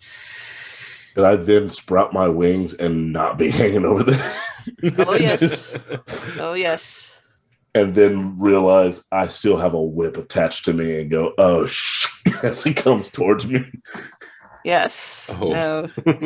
No. You fly up. You're able to fly up about 10 feet before it's like, oof, you realize there's a Ceiling. bird man hanging off you. Now, the ceiling here is pretty darn high. Oh, okay. Corvus. Okay, Dante, first of all, make a strength check as the whip goes taut. I'm going to ask the same question. Check or save or athletics or straight up roll. Let's do... this is going to be a save because it's unexpected. Not terrible. That's a nat 17 for 22. That'll do it. You're able to keep aloft as Corvus comes straight beneath you. And because of the tension on the whip and you're able to fly up, Corvus, you stop. Well, Corvus is actually, once he sees him flying up, Corvus will actually give it a flick of the wrist to let the whip come off him. And then he looks ahead, and can he see the what's on the other side here? The fire and these hobgoblins. Yeah, now the hobgoblins, they're watching you all. That's all I need to know. So Corvus he actually goes from, like, oh, he flicks the wrist up and then he's looking at across, and you can see the math calculations going off in around his head. And I hit Step of the Wind. Okay. And then I ski right to the end and leap off. And I want to land myself superhero style right here. Right there. Okay, now as you pass... That's the hope, anyways. Whether that pans out, that's up to you. Yes. As you pass... Just that, I'm thinking like that Matrix jump there when he jumps between the two buildings. He's like, superhero landing. Oh, we all see what should happen. Yeah, we all saw what should happen. I've also been watching this map start glowing blue. It's going great. It's fine. It's fine. Everything's gone fine so far. I don't know what everyone's so worried about. And he's drunk, so. You do land, but as you pass, you feel something graze by your head. And as you look back, you see tentacles retracting. What the hell? Oh. No. That would have been sign up for this. That would have been super awkward. Like, I got this. Oh God! What? Okay, and Bardrick and Talnar, you see your friends down there. Well, you see Calor, you see Dante in the air, and now you have this barest glimpse of something lashing out from the ceiling as Corvus goes landing on the other side. The hobgoblins, they seem to have gotten a message. They're not attacking you. They just kind of step aside, and they actually seem to be groaning in disappointment as Corvus lands. Like they were hoping for a show that just didn't happen. They're like taking bets on whether or not he'd actually make it across. See, like a couple coins exchange hands, I would assume. Okay. And now I need you to roll initiative again. Nice.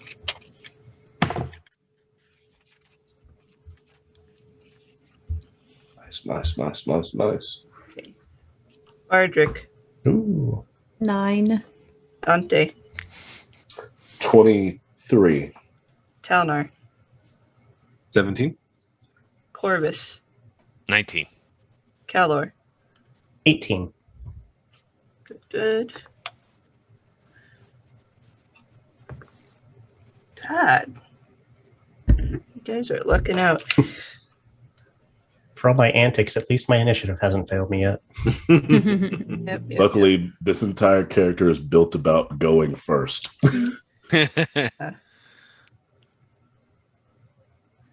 Okay. Bardrick, what's your dex? Actually, it doesn't matter. Okay. I had enough of this conversation. Actually. I grow weary. No, it's not even that. It's just the stupid monster stats. So actually, I'm looking at it. You won't come close. Okay, Do you two have a +9? No. Bardrick, just grab the tongue and swing across Indiana Jones style. I don't know if y'all know where I am on this map, You know, but I'm exactly 60 feet away. Yeah, you haven't even. There are two. We are of so little assistance currently. Just cheering from the back. You're doing great. Oh no! All right. Dante, you're first. Do I see the tentacle Oh yes. monster? Oh yes. That Daryl has a guess as to what this is, you said it was above us? Yeah, it is actually 20 feet above you. And Actually, you're flying. So yeah, I'm flying. You're about 10 feet up, so it's about 10 feet above 10 you feet now. above me. You could shake hands with it. Well, I'm not Big going to tentacles. I mean, I'm not going to get sneak attack, but I did just see a tentacle just fly out, and it's going to dampen the rest of the group's chances. So I'm going to fly up and do what I do best. Okay. But I know I don't get sneak attack, so. Let's see. Bonus action. I'm going to cast Zephyr Strike. Okay. So now I'm very fast. Yeah, I have a speed of 65 until the end of my turn. What is that? 20 to hit? That is, yep, that'll do it. That's 2d8. So that's 5. That's 9. That's a total of 11 points of damage for the first hit. Okay, not bad. Since I did strike first on this turn, that's 25 to hit. That'll hit. Ugh. Oh god, that's horrible. It's 5.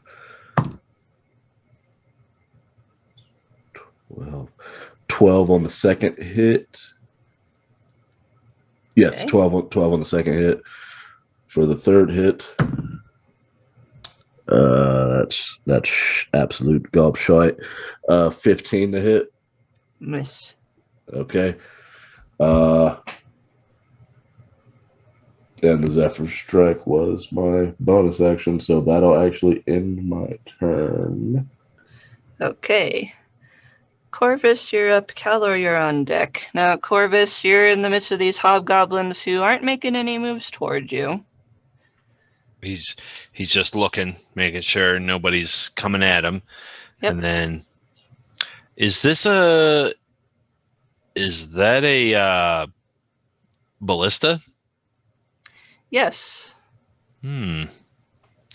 Corvus is gonna kind of stumble on over. He's gonna see the and he's gonna stumble towards it. And I'm gonna take aim with it. Is it loaded? It is. Oh, can I aim it up at it? Yes, you may. Excellent. All right. I'm gonna attack with it. Okay, this is a +6 to hit. All right. So I'm just gonna do this. D20. Roll. Ooh, 19. Dirty 19. Or no, natural 19 +6, 25. Oh, that'll do it. So roll 3d10. Nice. Read your spell, kids. Apparently I was supposed to have advantage on one of those. Like you needed it. 21. I missed on the last one. 21 damage. 21. Ooh, nice. Okay. Chorus is like,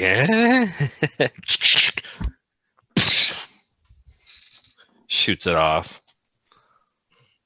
Okay. And then he gives thumbs up. Yep. Is that it for your turn? Yeah. Okay. Calor, you're up. Talnar, you're on deck. So Keller was more looking at the hobgoblins across and seeing more friends, and then that doesn't look good. No. So he's going to fire off another dual shot of Eldritch Blast. Okay. Pew, pew, pew. Does he scream Eldritch Blast? Eldritch Blast! Eldritch Blast! Eldritch Blast! Sounds decidedly less threatening than in his voice. Eldritch Blast! Eldritch Blast! First is 17. Miss.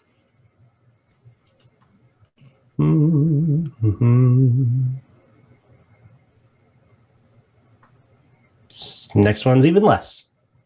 Okay, yeah, both of your shots go wide.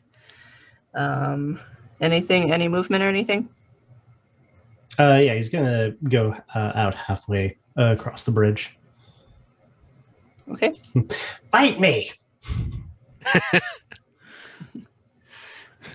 Famous With last that, give me a words. second. You're the only one that doesn't see in shades of gray to a certain extent. Calor, place yourself, please. Yeah. Talnar, you are up. All right, I'm going to carefully move forward. So, Okay, so in order to move down the slope without slipping, you have to go half speed. all right, and we probably back one square. You say about 15. Yeah.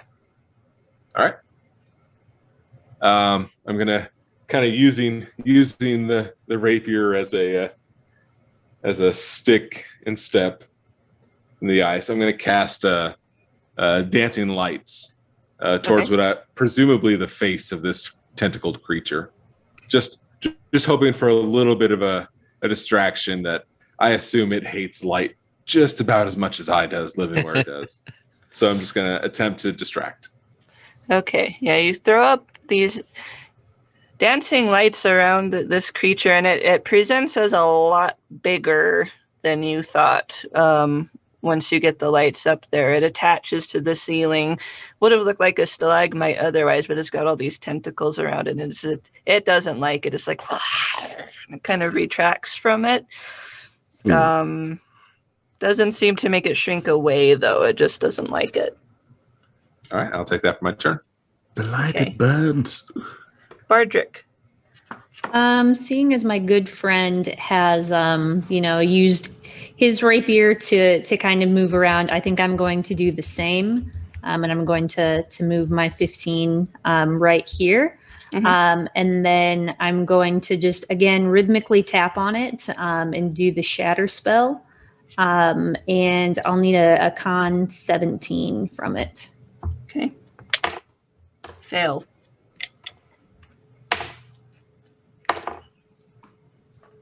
$23 points of damage. Nice. Oh, Okay. Yeah, it Very definitely nice. didn't like that. It's looking rough. And then he's gonna shout out to Dante, who he can see, kind of flying with it. You've got it, Dante. Get it right in the eye for a point of Bardrick inspiration, excuse me. Yes. And that's a Yes. D10 for that. D10. You just see a reverse Terminator. Thumbs up. Nice. Okay. And that's it for Bardrick? Yes. Okay. Now it is the creature's turn. And it's 4 attacks. As toward- one does. Toward Dante. It is going to... Actually, it gets more than that. Here we go. Toward Dante. Going to try to grapple you. Natural 20. Oh, Well, son of a biscuit-eating bulldog. All right. Yeah, the tentacle lashes out and wraps around you and holds you fast. you got it, buddy. Okay. It was the lights that did it. It showed him right where to go. Pissed it All off. you just hear a... You don't hear like any exclamation except for just annoyance. Just Okay. Second tendril lashes out at Calor. Disadvantage. Disadvantage. Oh, good thing. So that was going to be... So it's a 14. Does that hit you? My AC is 15. Okay. Ooh, dodge a bullet, or dodge a tentacle, as the case may be. Okay. I just Dante's. realized I'm still disguised as a freaking... Hobgoblin. oh yeah. I'm still disguised as a hobgoblin. I never dropped that. With wings. Just Dante's floating like- around. Dante's like, this isn't my first round go with a tentacle monster. Okay. Third tentacle lashes out toward Corvus. And that is a 21 to hit. Oh yeah. You are grappled. Oh, this boy's got reach. Yes, he does. He's got reach. Okay. 5, 10, 15, 20, 25, 30. And we won't do that. Okay. Last tentacle. For funsies, it's going to actually go after one of the hobgoblins. Yes. For funsies. We were just watching. And the one next to Corvus also gets grappled, and it's like completely indignant. It's like, what? And lifted off its feet. Now each of you are Corvus, you're here. Calor, you've all been reeled in toward it. Cool. I don't And think now you are dangling above the chasm. Is it? It's pulling me in? Yes, he Because I thought Actually- it missed me. it did miss you. My mistake. I am sorry. I'm drawn towards the light. Yes. Okay. And now it's going to bite Dante. Or it's Mhm. going to try to bite. It is not going to bite you. Okay. Now that is its turn. Dante, followed by Corvus, followed by Calor. Dante, what are you going to do? I'm assuming I have to make a strength check to get out of this. Yes. That'll be my turn. No, it's a 12. Well, let's see what he rolls. Actually, he rolled a 1, so you get free. Is that my entire turn to get out of it, or do I get a bonus action or anything? You could take a bonus action. A bonus action, stab it with a dagger. Okay. Okay, you casual that in. 24. That'll hit. For 6 damage. Okay. Yep, it didn't like that. I assume you went back into flying. Yes. Okay. As soon as it untangled me, I adjusted myself after falling slightly and just Okay. Corvus, strength check. Athletics or acrobatics? This is a Probably athletics if it's a straight yeah, strength. athletics. Kind of. Oof. 10. No, you remain restrained. All right. So I'm grappled, right? You are. So I can still use my hands. Yes. Okay. Corvus is gonna reach out and strike the tentacle that's got the hobgoblin. Okay. pressure point.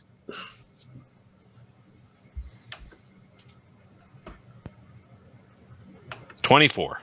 That'll hit. 4. 4. Uh, Okay. and then I get another attack. Oop, nope. Well, that'll be the damage if I hit. 13. Got Miss. that one. Yeah. Okay. All right. Now, Kelor. So, question: with the lights now illuminating the creature, does it look like affixed to the ceiling? Is it flying? It looks like it's attached to the ceiling. Okay. So what he's going to do then is he gets an idea. And he looks at Dante and winks and says, "Firewall." And what he's going to do is he'll cast Wall of Fire in a circle around the creature, but with the damaging side facing inwards only towards it. Okay, you're And- still gonna hit your friends. So We're right up against it. how big around is this creature? Well, it's you got 10 feet there of a diameter. In diameter? Yes. So as far as the wall of fire, it's up to 60 feet long. So I can make it as long as I want to. So if I'm just going around the diameter of the creature, I can choose for it not to. I can choose what side of the firewall does damage. If it's right up against the creature, will they still take the damage? Yeah, because it's got him reeled in against it, so it could bite him. Yeah, it's about to eat them. It's hugging us. It's real nom close. It's some nom times. It's a winter snack. Okay. Oops. Into the thick of it. What are we doing? Yep. No, we're going to continue with it. I have faith in my allies. So it is a dex save. And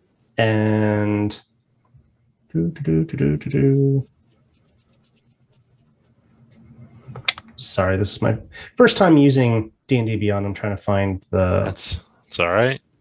It rolled. It's a 19. The wonderful. That's A dex save. yeah. D&D Beyond is a wonderful online service. I recommend it for everyone, 14. especially you watching. I am quite the fan of D&D Beyond. It's a 14. And if they want to sponsor us, that'd be A 14 to what?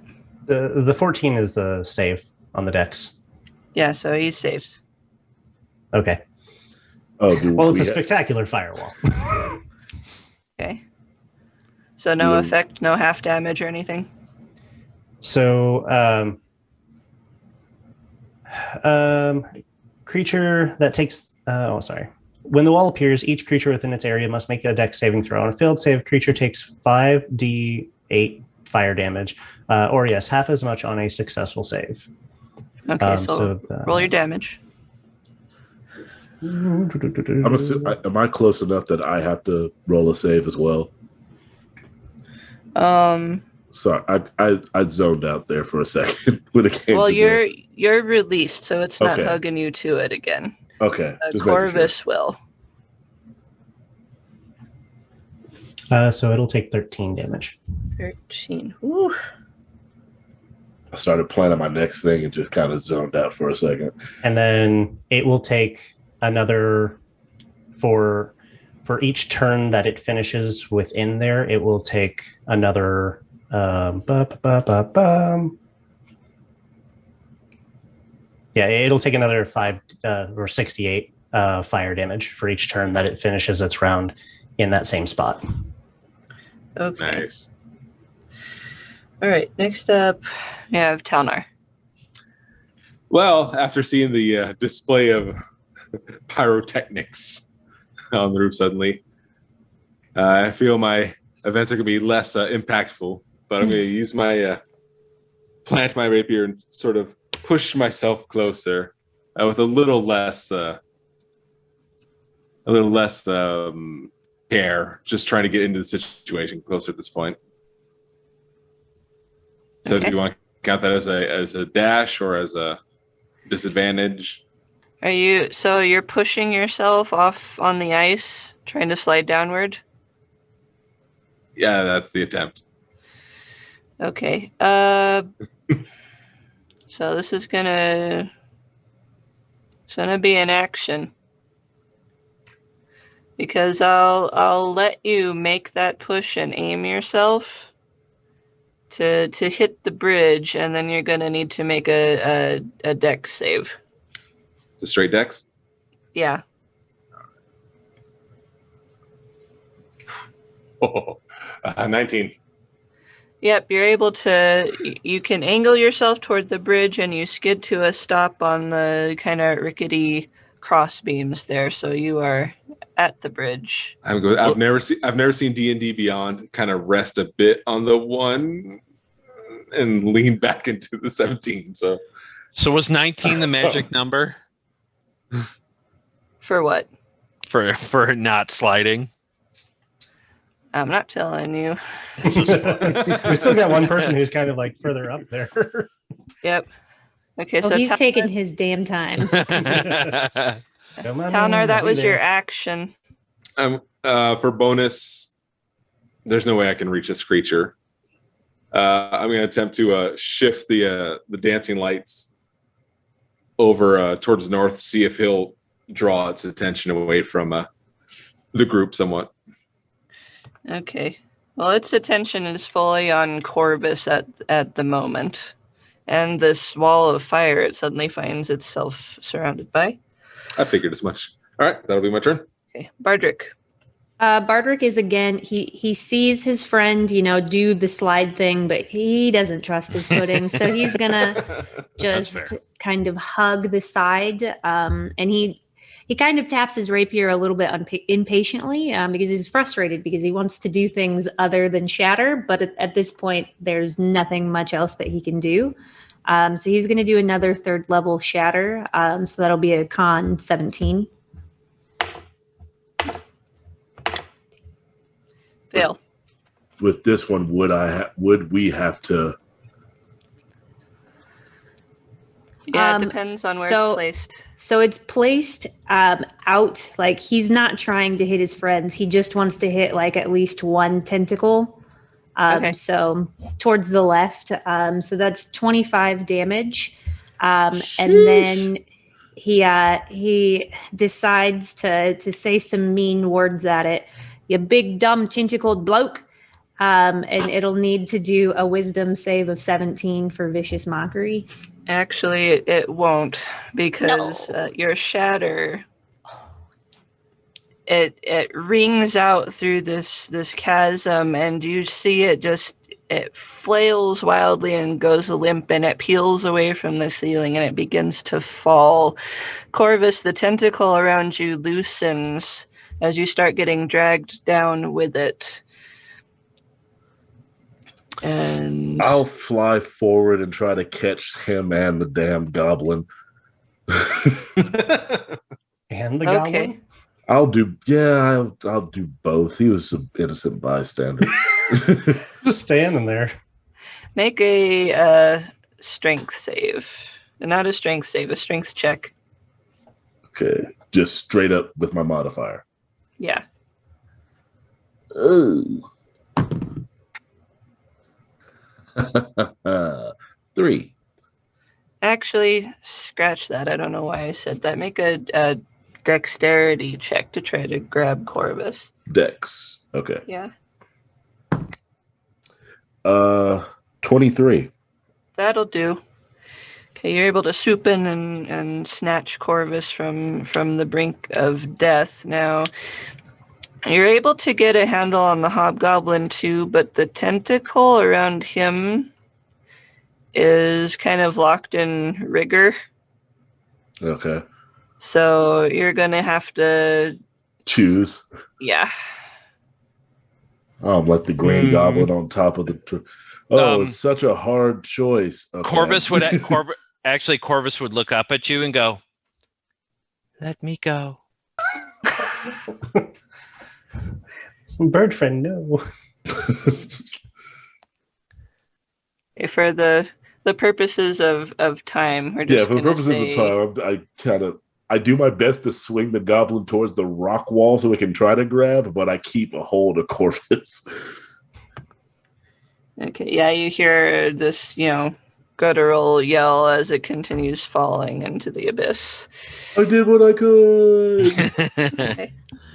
So, you're flying with Corvus. Keller's on the bridge. Bardrick, I am assuming you're inching your way down to the bridge.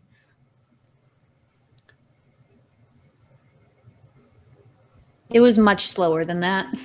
Yes, of course. I'm just going to say Keller makes his way fully across the bridge. I'll say I fly. I'll fly over and then land with... You know who you are. Okay. As you come across, the hobgoblin to the upper left here, kind of gives this guttural growl and disappears down the tunnel. He's not running; he's striding off like with a purpose, but he's not brandishing a weapon or anything. He just goes. And the other hobgoblins, they look at you that are on this side, and they say, we get the druid for you. I say, sorry I couldn't help your friend out more than what I tried to do. That thing was massive and would not let him go. He was an ass. It's all right. All right. Your words, not mine. Okay, so lads, still got a dragon. Yep. Make my way across. Corvus looks at the hobgoblins. Why are you being so nice to us? We were ordered not to attack you. Made a deal, remember? But how do they know? Magic, I assume. And the hobgoblins just nod. Mm. Magic. Giant magic. Ooh. All right, and a few minutes later, the other hobgoblin returns with this very knocked down, dragged out half-elf, looking quite worse for wear. And the hobgoblin says, "We took him as a prize for the master. But we've never seen the likes of you pass through here. Best take him and go."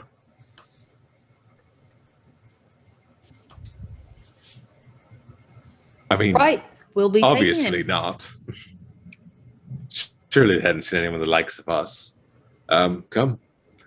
Let's find your friend, Dante. What? Calor, the staff. I'm going to assume the staff was his. This was this yours? Is this your staff? Right. And Staff. the druid, he's leaning on the hobgoblin's arm that's holding him up, and he kind of squints and peers up at it, and he says, yes, that is mine. I cast a first level cure wounds on him. And he immediately looks a million times better, and he's like, "Oh, thank you." He heals for 5. Yeah, even with just 5, he looks a million times better. And he holds his hands out for his staff, and he says, "I've been in here 3 days, maybe 4, I'm not sure." So, as Keller hands him his staff, I'm sorry, I didn't realize it was yours. I wrote my name on it. And you see, like, he carved Calor into it and like a little smiley face afterwards. Actually, you would it should not still be have fine. been able to carve into this. Oh, okay. Yeah, But you It's a good tried. shift. yeah. I Yeah, asked him, mate, have they been feeding you, giving you any water? Water, yes. Not much else. I pull out one of the rations just in my pack, and I hand it over to him. Thank you. And he starts just wolfing it. Sits down on the floor by the fire. Tell us about the dragon.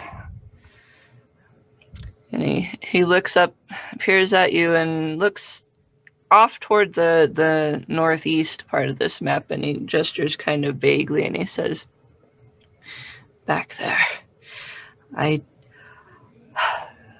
would flee this, my friends. He is powerful, and you will see the results of his work. If you just take a peek in there, he is not to be trifled with." Dante immediately sneaks up and tries to take a peek. Okay. I reiterate, sneaks up.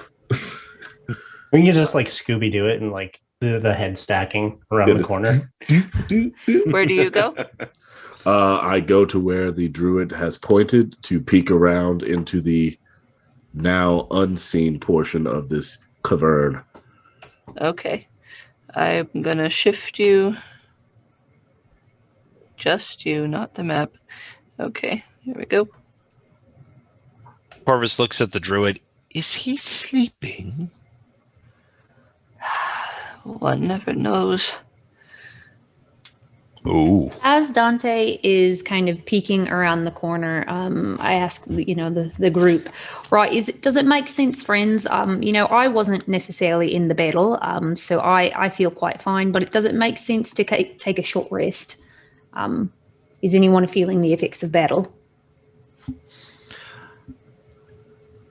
I'm all right. Unless I missed something when I ran to the bathroom that one time, I don't think I've taken any damage. Yeah, none of you guys have been hurt, much to my chagrin. I know that feeling. And, you want me to roll a stealth check? Yes, please. Okay. I can't see this dice because it's not painted. 28. Yeah, you disappear. Where you are at, there is a bit of it's like a 5-foot rise. It's a little bit slippery. So if you want to get up over that, I'll need you to make I fly up. There you go. Gotta do it. You get up over this rise, and ahead you don't see anything.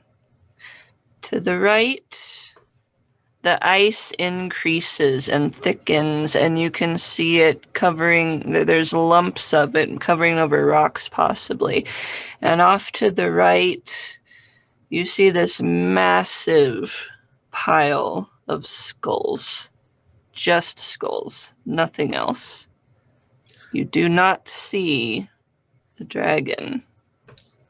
Immediately putting 2 and 2 together. Well, could I go a little bit further in just to see? Because every other time I've been in this place, it's like, I only see a wall, but then it's like just around the corner, there's another place to look. Okay, I'm going to move myself. I move right to this corner. All right. That's where you go? Yes, and then I would like to peek around the corner, perception or whatever you would like me to do. Okay, peeking around the corner. Yeah, go ahead and make a perception check. Can't see. That is a 19. 19. 19. Okay, looking down this way. You don't see anything more than a passage, but your attention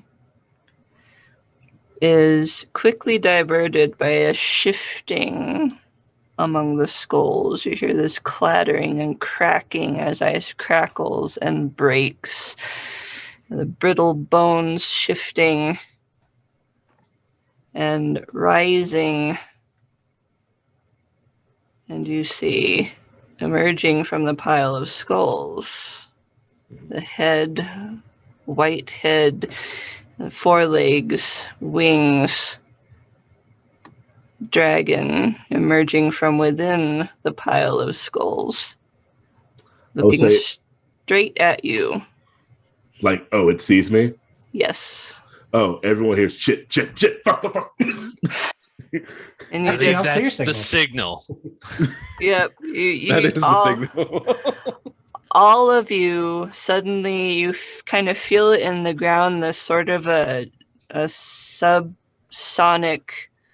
trembling of the rock and the ice, and then just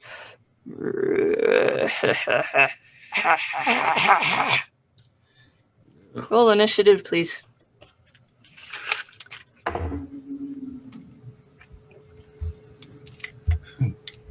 Okay. Bardrick. 17. I got snuck up on by the dumbest of all the dragons. Nice. Dante. Oh, sorry. 21. Talnar. 9. Corvus. 14. Calor. 3. Whee! Okay. Well. Laura? Yes? I believe there were some calls asking for a small pause. Okay. Before the fight. Yeah, before the Yeah. fight. Before the fight. Actually, yes, I was just thinking that. Let me get this written down real quick. Oh, jeez. Okay. And with that, we will take a brief break before we get into the battle with the Skull Collector. Yikes!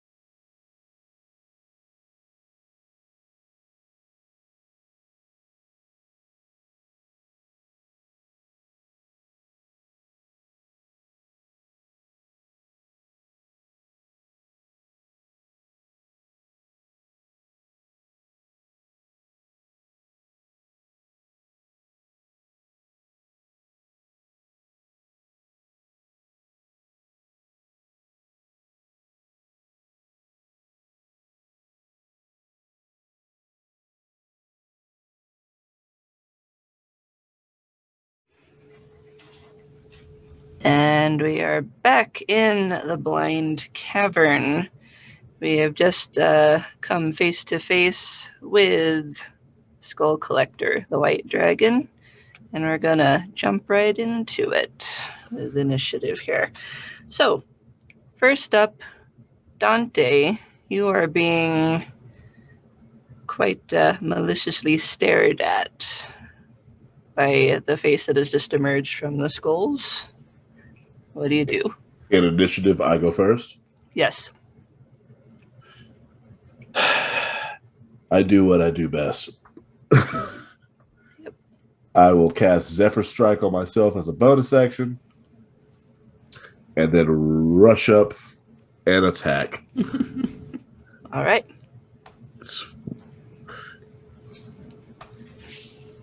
You know, just the gigantic dragon. And I believe at this moment I have 65 feet of movement. Okay. But that was also my last spell slot, but it's a good thing that I am not a spellcaster.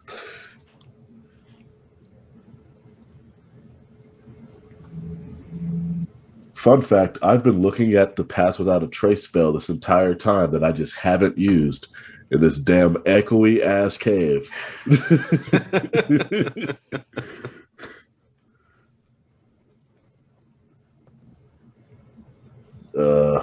Alright, okay.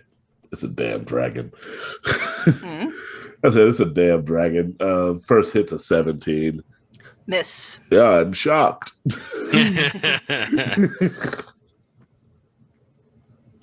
Nope, I rolled the exact same thing. Oh boy. Okay. That's my turn because as a bonus action I cast Zephyr Strike. Okay. Now,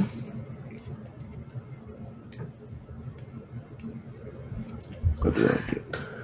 after you make your unsuccessful attacks on the dragon, you can see the corners of his mouth curl back in this menacing grin. I will do favorite foe. That's not a spell. I can just do it. Okay. I'll put favorite foe on it. That's my turn. Okay. The next thing that happens, you feel the air suddenly get much, much colder, and you hear this shunk behind you. Oh. And Always a good sign. a wall of ice has formed across where you just came. Well, actually, you came from below. Yeah, I came from below. Yes. Came down there.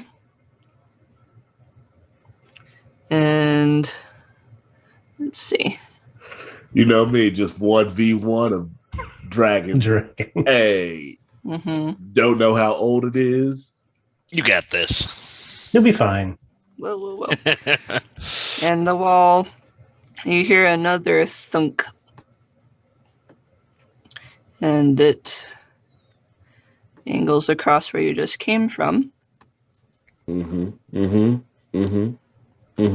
Skull Collector looks at you and he says, "Just you and me." And that is a lair action. Next up is Bardrick. Okay. So Bardrick is going to run up. Yeah, you guys heard all of this, of course. And he is just itching and ready to cast Flame Strike, which is going to have fire damage as well as radiant damage in his 5th spell slot. So he'll need a Dex 17. The ice wall. On the wall? I'm sorry? On the ice wall, you mean? Oh, fudge. Okay. Yeah. Bring the fire. Okay. You know walls, they're super dexterous. Yeah. I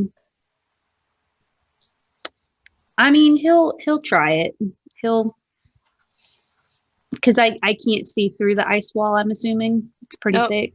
Okay. Yeah, you can't. However, it doesn't have a dex. Okay. So you're go ahead and roll damage.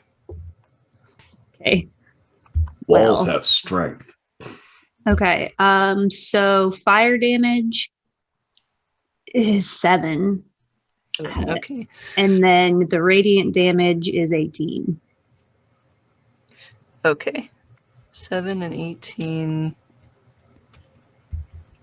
All right. So you send out your flame strike and it smacks into the wall and you can see this massive crater where it impacts. Didn't quite get through, but did a good amount of damage.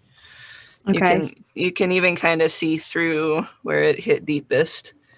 When you say I can see through, that means I can see the dragon? You can't really make out details, but you can see there's movement going on the other side. Okay. Fudge. I'm just gonna who's right next to me? Is that Calor? Cadlor, yeah. I'm just gonna give him a tap on the shoulder and give him some Bardrick inspiration. 1d10. Okay. Yes. And that's my turn. Shit, I have bardic inspiration. Fuck me. Bro. No. Teachable Ruh-roh. moment. Okay, next up, Corvus. Okay, I am gonna run 5, 10, 15, 20, 30, 35, 40, 45, 50. Run Okay. up to the wall, and I'm gonna let loose on it. Go for it. Fist of Fury. I'm gonna take my 2 unarmed strikes. Nat 20. Okay. Combo breaker. 6. That critical? Yeah. Oh man. Yeah. Yeah, So I'm like, now, are you hitting a part that hasn't been hit, or are you hitting the part that has? no, already I'm been hitting hit? the weakened indentation there. Okay, so you lash out with that first strike, and it just it shatters. Now you have, let's see, about where you're standing, Corvus. There's a good 5-foot hole there. Oh. Well, all right then. Then I'm gonna take Step of the Wind, spend a key point, and take Step of the Wind to basically close the distance, and come running up, sliding up.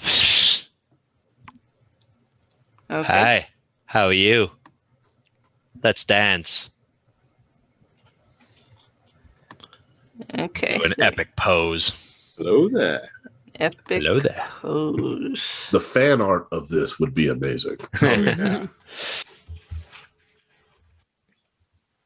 And that's all because. Oh, wait.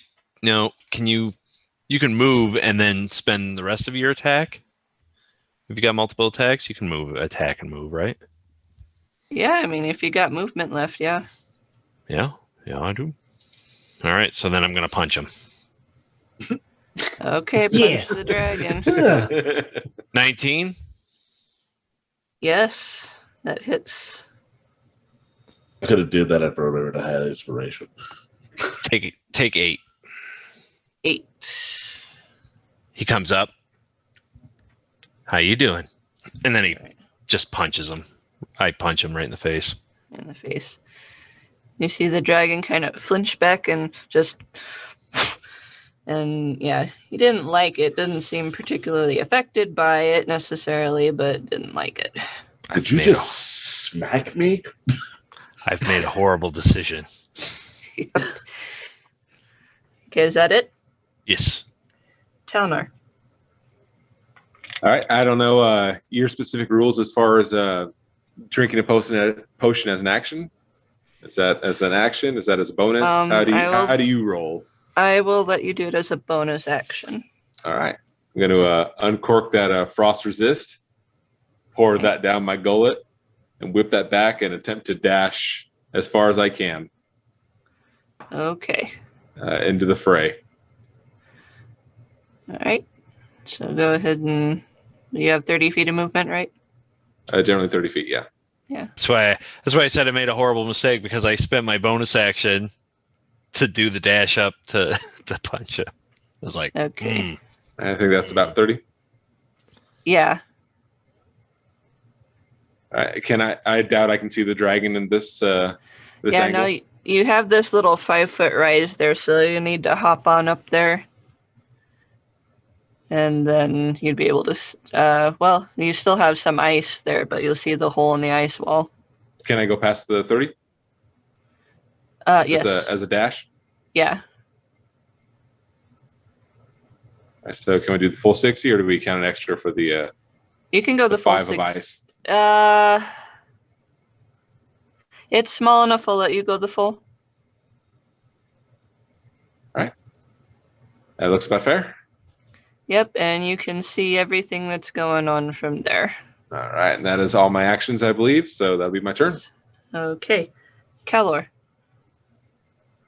Kalor is going to move nope. Not minimize himself. Going to move up onto the platform itself. And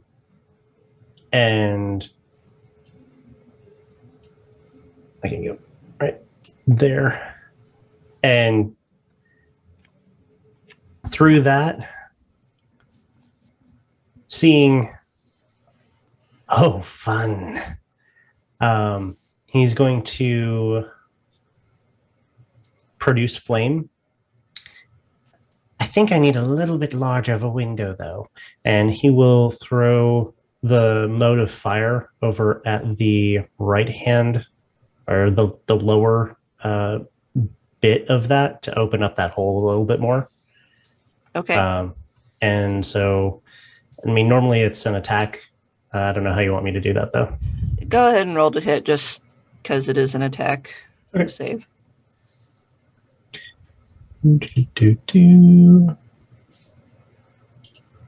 I'm loving the crickets that one of you is bringing into this. Absolutely loving it. All right, 22. Yeah, that'll do. Go ahead and roll your damage.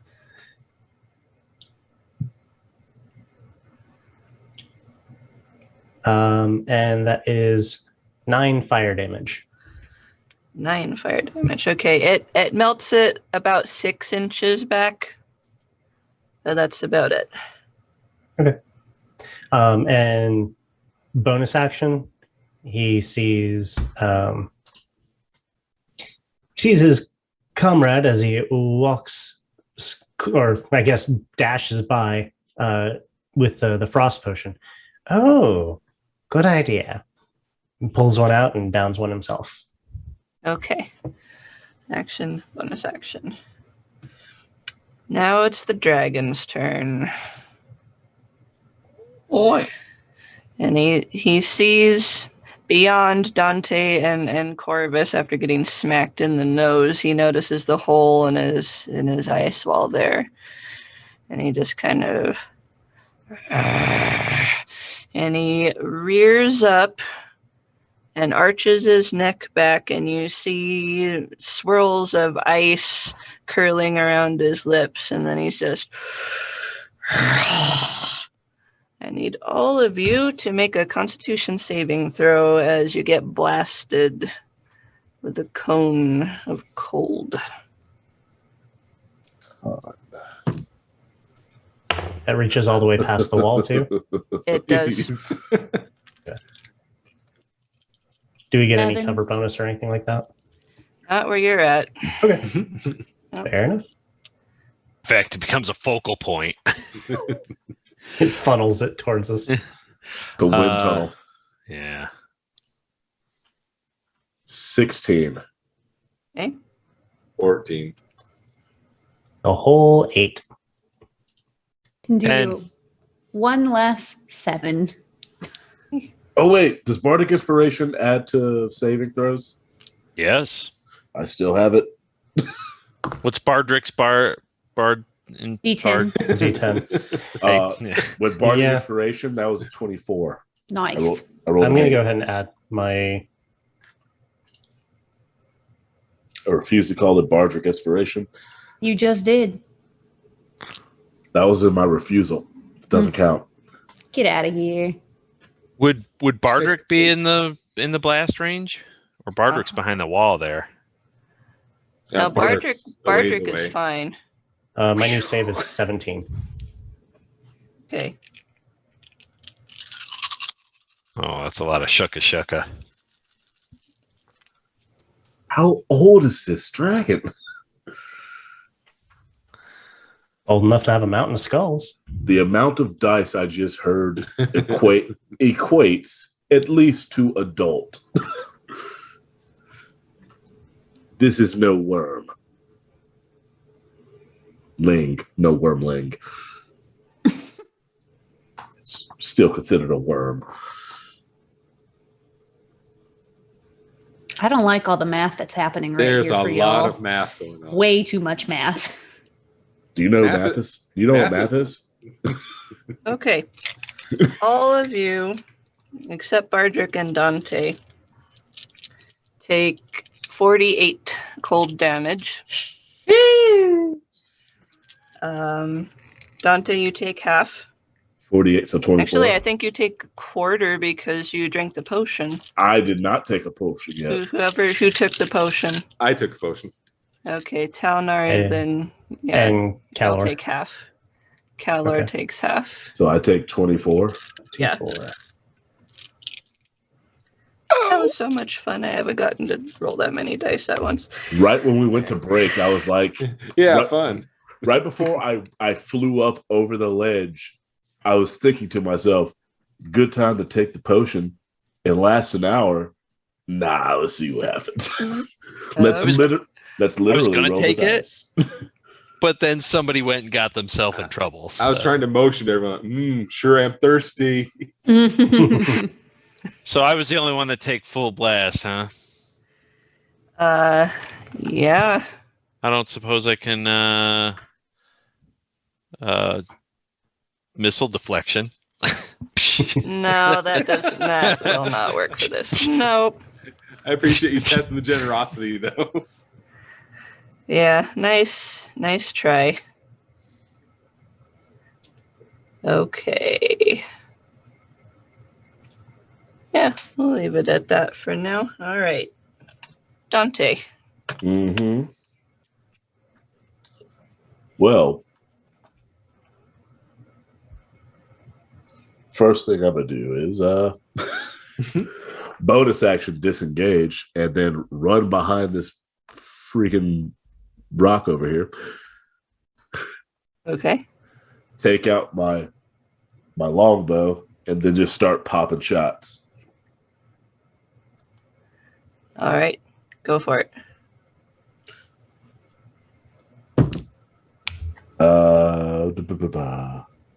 21 to hit. That will hit. That's a 7 plus because it is my favorite foe at the moment.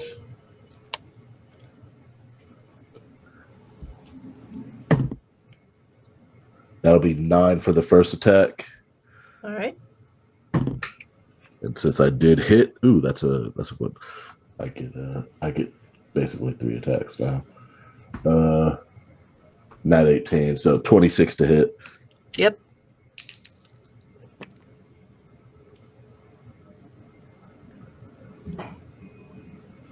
That'll be 15 to hit.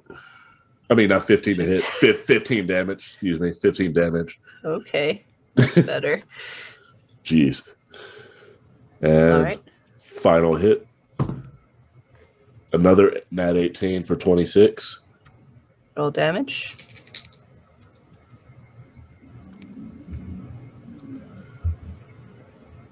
Another 12 damage. Okay. Not bad. Now has several arrows sticking out of its hide, rather decoratively at the moment. That's all for you? Yes, that is my turn. And the way the arrows, I'm basically trying to put the letter D inside of it. So it's just three in a row. Okay. Now,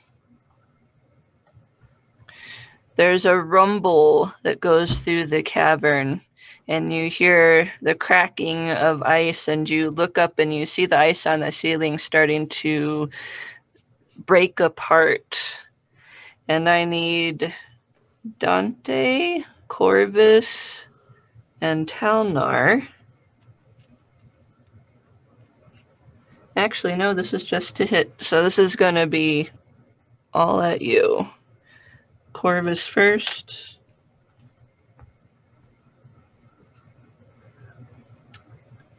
It's going to be at 19 to hit you, Corvus. Yep. Okay, that's going to be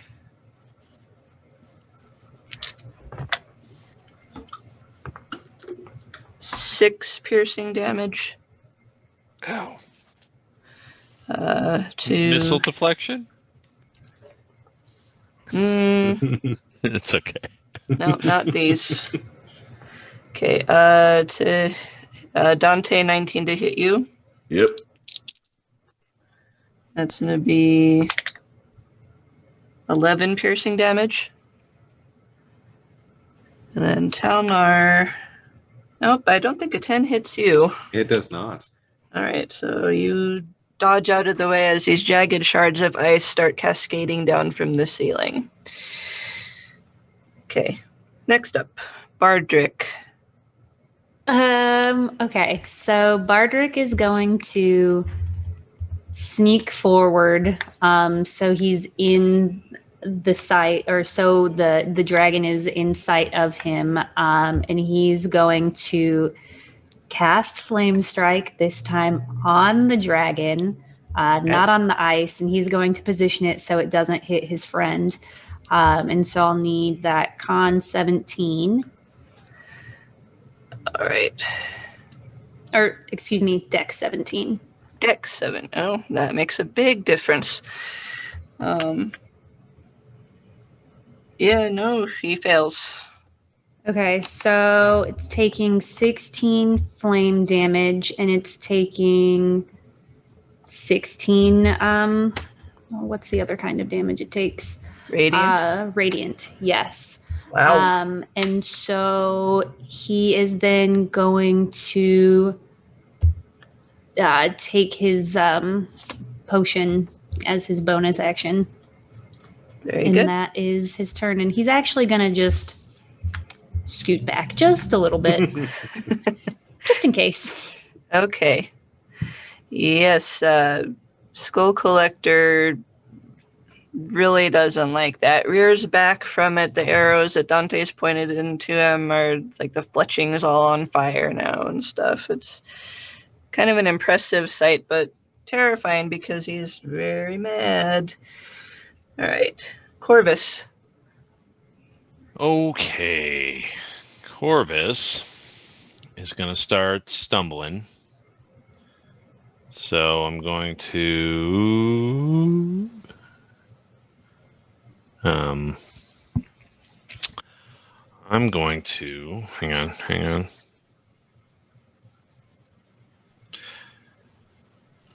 I'm going to take a swig. I'm going to activate my Amulet of the Drunkard, an amulet that's hanging around my neck.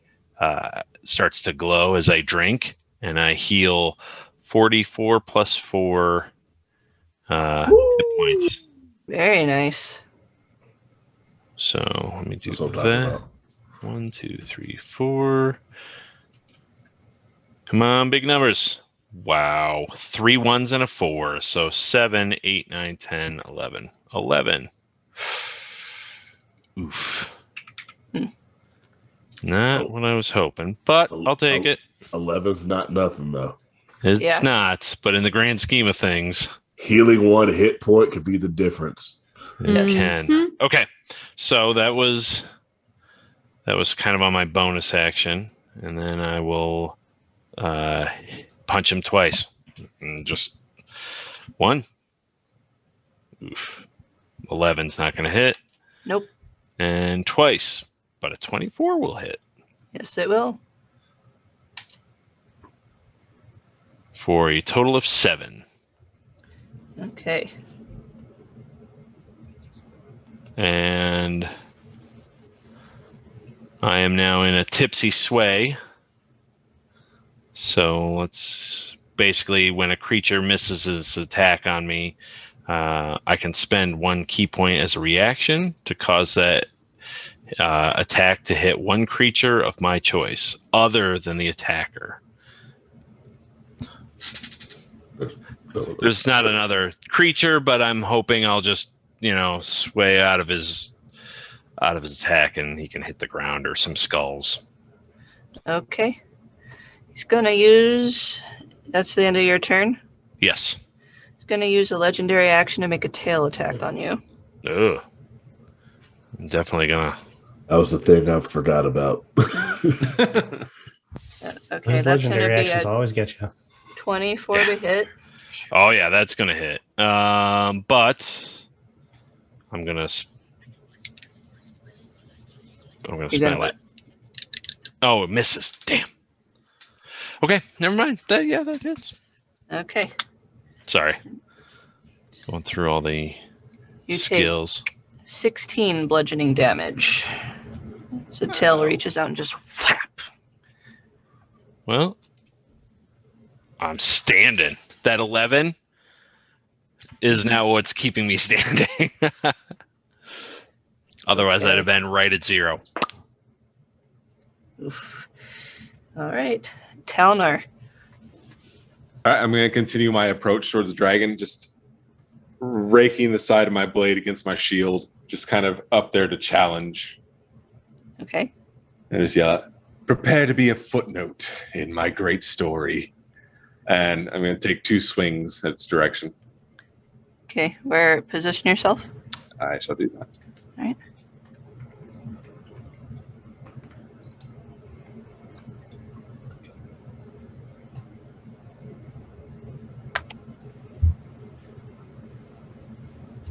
I'm going to say that 16 does not hit, Nope. nor does the 14. Nope. Because every time you shout out something triumphantly, you will naturally fail in your roll. Of course.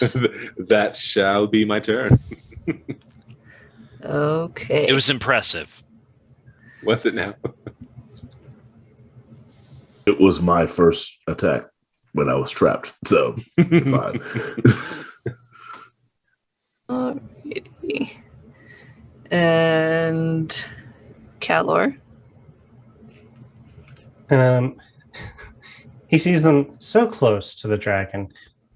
You all are doing just fine. I'll be over here, and he's going to go ahead and throw some more of that eldritch energy towards the dragon. Okay.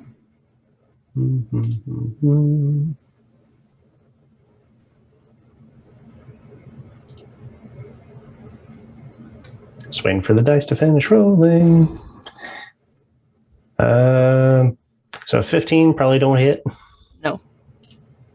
Oh.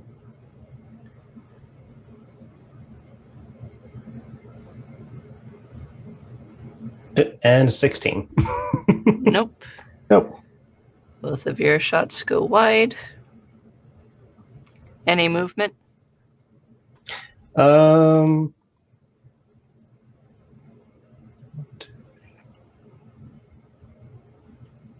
No, actually, right here is where he wants to be. Okay. The sweet spot. Okay. It is now its turn. Let's see if he gets his breath back. Nope.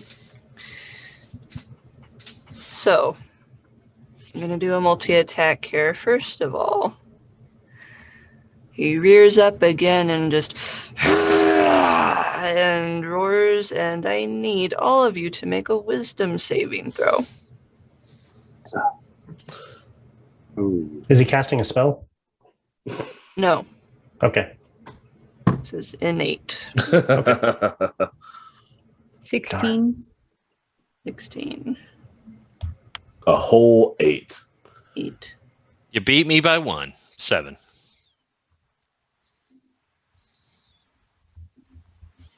$15. 15. Kelor. Keller has a dirty 20. Okay. So, Dante Mm-hmm. and Corvus, Yes. you both find yourself all of a sudden overcome with fear, and you just feel the need to get as far away from this dragon as you possibly can. You are frightened. My one question. Yes. I'm pretty far away now. Do I need to get further than what I'm at, or am I good where I'm at? So, let's see. What happens here? If you don't have to move until your turn. You spend your turn moving away. So you want to get as far away from it as you possibly can. So basically, I'll just get outside of where the wall behind me got placed. Yes. Okay. Just spend your action dashing, basically. It's a bonus action for me because I'm part rogue. No. Well, you can get clear out the cavern if you want to, practically. Okay, now, because he's got people near him, he's got 3 attacks to go. So, he's gonna bite at Corvus. That's a natural 20. Okay. Well, Okay. I am so sorry. That's all right. no, you're not. Can tell. Totally. Let's see. Well, at least having to reroll made it lower. That's gonna be. That's gonna be 11 piercing damage and 6 cold damage. That'll do. Corvus is down. Yeah. Okay. Now, having succeeded this time with Corvus, it's going to make a slashing attack with its claws at Talnar. Okay. Good grief. Come on. And that's a 15. Does not hit. Okay, that's a miss. So, having missed the first time, it's going to slash at you again. And this time, it's going to be a 24 to hit. I'm going to use a reaction, cast shield. Okay. All right. And that should bring me to a 25 AC. Okay, then he misses. And he is not at all happy about that. That makes 2 of us. Okay. Dante. You said I have to use my dash action? Yeah, I mean you're frightened, so you got to get as far away as you can, and then you can make a saving throw at the end of your turn. 1, 2, 3, 4, 5. Because I'm fucking fast. Mm-hmm. I have 70 feet of movement with the dash. Okay. 1, 2, 3, 6, 7, 8, 9, 10, 11, 12. Actually, you know what? Okay, this is, excuse me, because this is a novice DM thing. You don't have to use your turn to spend your dash, but you cannot move closer. Okay. Okay. I I won't apologize. I won't do that then.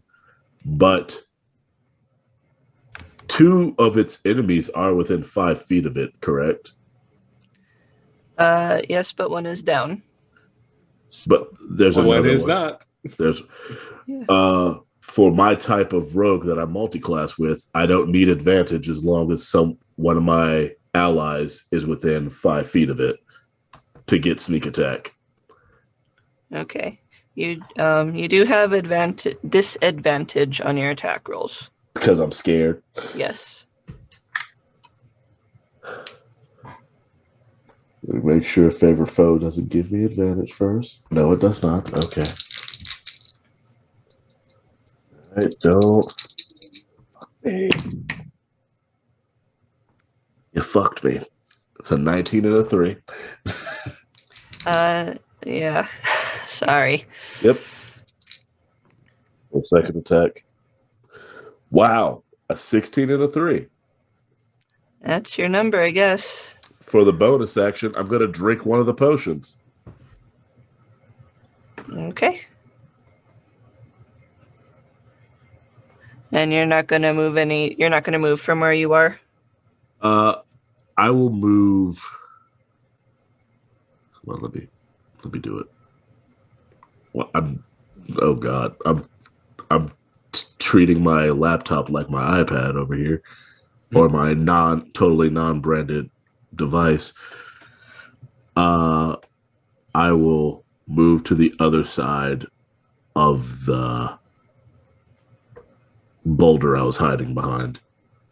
Just to the other side so that I'm partially behind the boulder and the ice wall at the moment. Okay. And that'll be my turn. All right. Now, all of you feel the cold deepen even further, and even you, Kalar, you cannot help but shiver. And the air grows thicker as a fog creeps in and obscures the area, and you cannot see. I need each of you to make a Constitution saving throw. I just ran away. Is this a damaging? 13. 13, you're good. Is this a damaging thing, or is this just Yes. to see? You said a con saving throw? Yeah, con save. 21. Okay. 8. Or gets a 19. 19. 8. Cons is not my thing. 8. Is this for a Dante. poison thing? No. 7. Okay. Okay, well, it doesn't affect you if you're down, I think. Well, if it's damaging, it damages. It damages. Okay. Alrighty. Is this cloud kill or? No. Hmm. This is a lair action. Ooh. Oh, no. Yeah. If I don't take more damage, I should take a failure. Okay, so all of you, except for Corvus and Dante, take 7 cold damage. Corvus and Dante, you take 14. I'll still take 7 because I took the potion. Good. I just take a failure. Okay. Corvus. Is this cold? Is the 7 the quartered or? Yeah, this is cold damage. So whatever you've got in place, potions and whatnot, you're okay. I'm sorry, Laura, was I included in that? Bardrick. What was your save? I think it was either 13 or 14. Yeah, you take half damage, so you take the 7. Okay. Somebody light this fucker on fire. Okay. Bardrick, it is your turn. Okay, sorry. I just started taking my 7 damage, but then it took me all the way down to 0 damage because I don't know how to use my mouse. Whew, that was awful. Okay. The horror on my face. Okay, so Bardrick is pretty pissed. I was very ready to use some shatter on this, but instead I'm going to use Dispel Magic to hopefully get the magical mist out of here. I'm not really, familiar with layer effects or anything like that, but I'm hoping that this will work. Okay.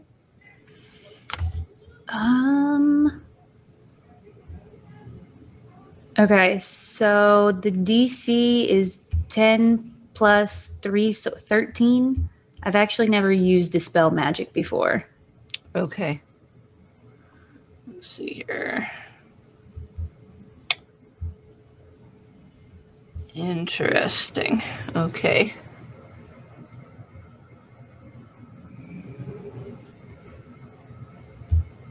Its range is 120 feet. That's good. So yeah, based on what I just rolled,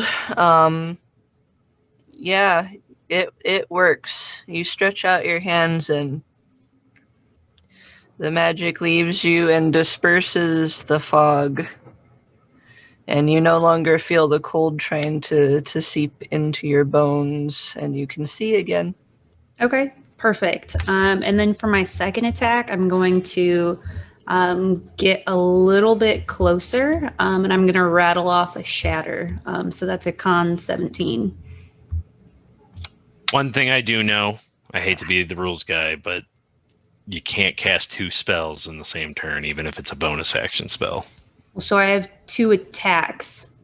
Yeah, that's Right. still... Okay. Cantrip. Oh, You okay. got a sword. Well, Yeah. just kidding then. I'm going to rattle off. Right, nobody likes you. Vicious mockery. You stupid, whatever this was, can't stop us. Wow, and it's going to take a whopping 5 damage if it succeeds a 17 wisdom. And, Nope. Okay. How much damage? 5.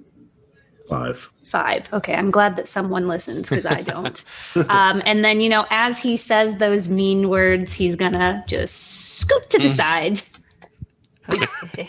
We're doing great. We got this. We're doing great. Okay.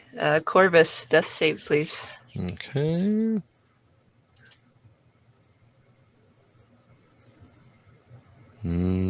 Okay. How do you roll the death save on this? It's just a straight 20. I think it's just a straight 20. Oh, I thought I could click on it and it would roll, but it won't. So I will just do a straight 20. Come on, 20. Oh, nope. Fail. Oh, okay. That's 2 failures. Yup. Okay. Rolled a 6. I never rolled a saving throw, by the way, at the end of my turn. Oh, yeah, go ahead and do that. It's a good time for it. And what saving throw is it? This is going to be a wisdom.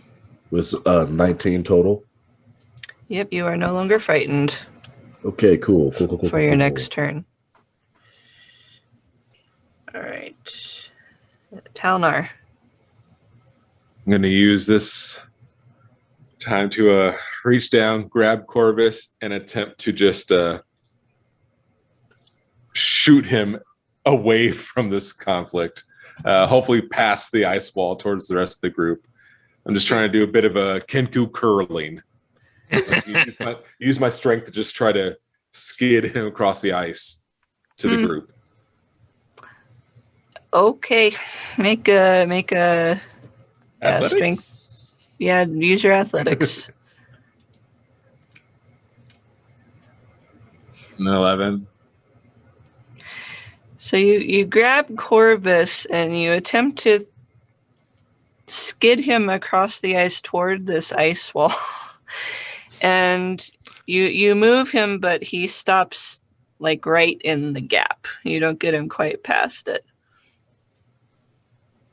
I'm okay with that. Yeah. That's fine. Okay.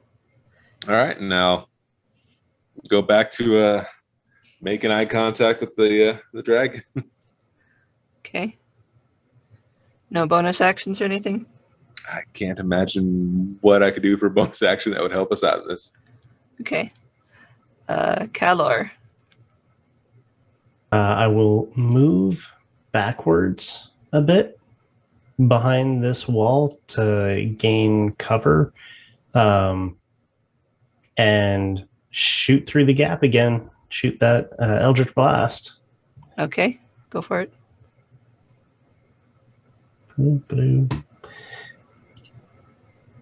Big money, no whammy, no whammy.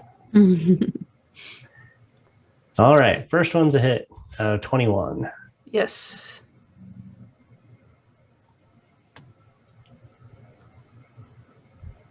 Oh, max damage. 12 on the first hit. And we'll see if I get the second.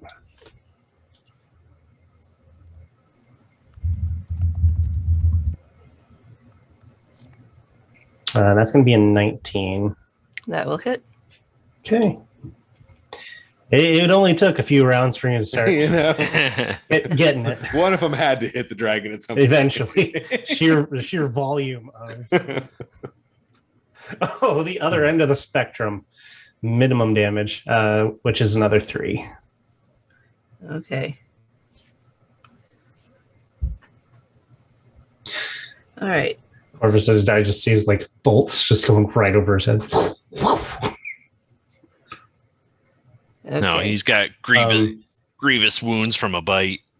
And question, how much would you say that grants me? Half cover or 3/4 cover being like around that wall?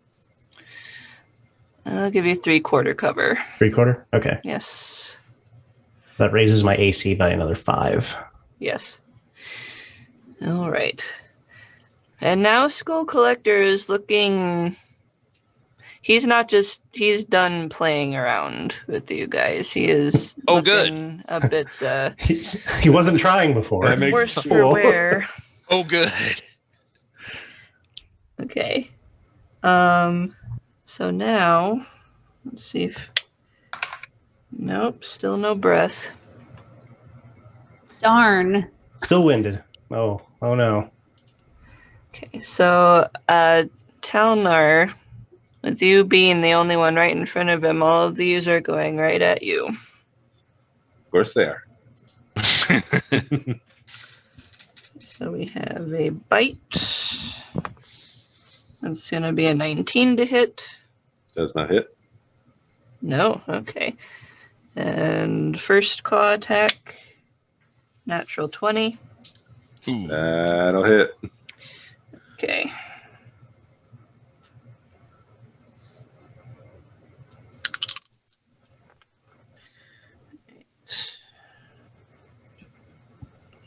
That is 26 piercing damage and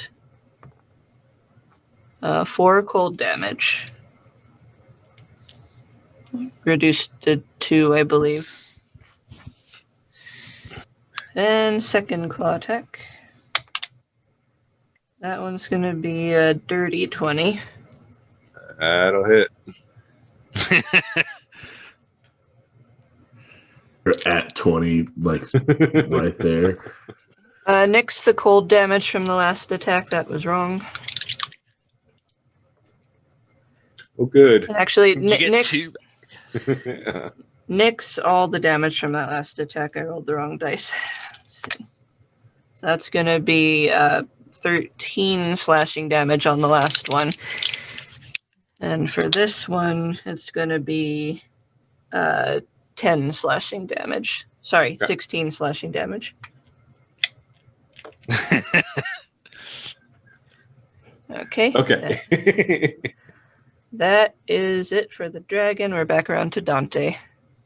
Bonus action, pour a potion of healing into Corvus's mouth, because 2 of the magic items I took were 2 regular healing potions. All For right. just this occasion, because I knew it would happen. Can't. You heal for 7. Woo. So you're no longer 1 away from being really dead. Okay. 1. He looks around. I look around like, ow. I will then move in 15 feet, bow still in hand, and because of our resident drow still being right in front of him, I don't need advantage on this to get sneak attack, and then I'm going to go back to, I hit stuff. Okay. I hit and I sneak and I sneak and I hit. All right. That's a no. That's a no on that one. Okay.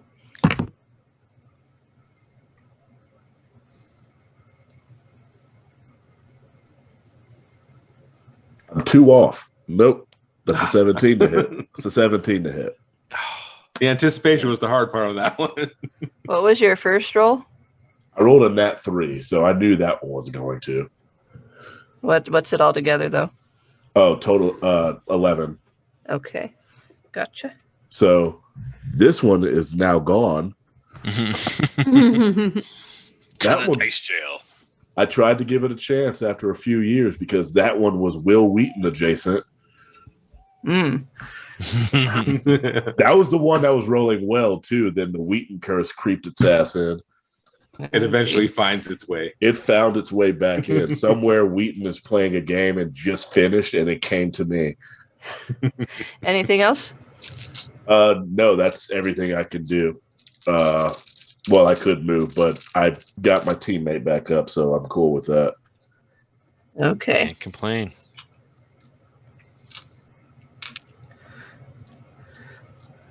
All right. Once again, the cavern rumbles, Oh no. and the ice begins falling from the ceiling again. Let's see here. You just stood up, Corvus. I'm not even standing up yet. I'm still Oh, prone. right. You're so I'm just looking up at the ceiling. Are you still drunk? Oh yeah. And 18 does not hit Telnar, correct? No. Okay. It's going to be a 16 to hit Dante, That misses. and a 17 for Corvus. Just misses. Whew.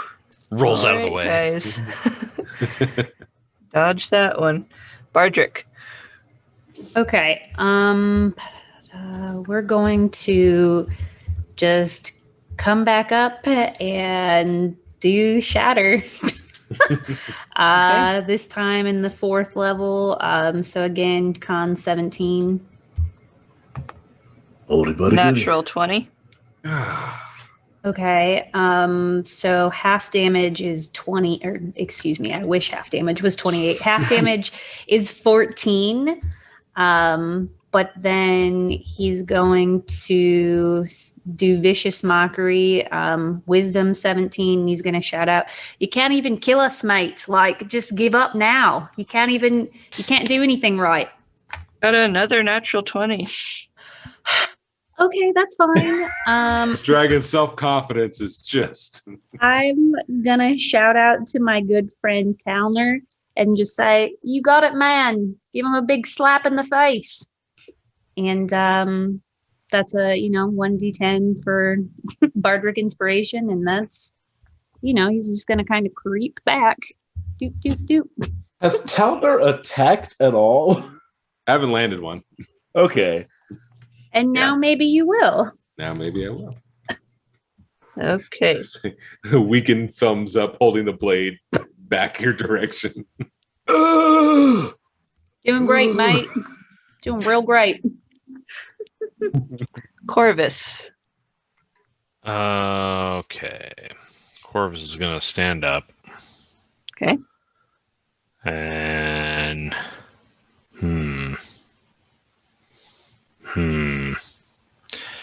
Probably going to slide to the side here. And throw some darts. To the left. Slide to the left. Okay. So, yeah, he's going to throw some darts because, he doesn't want to get close. One dart this time. Okay. Dart system. Dirty 20. Okay, yeah, that hits.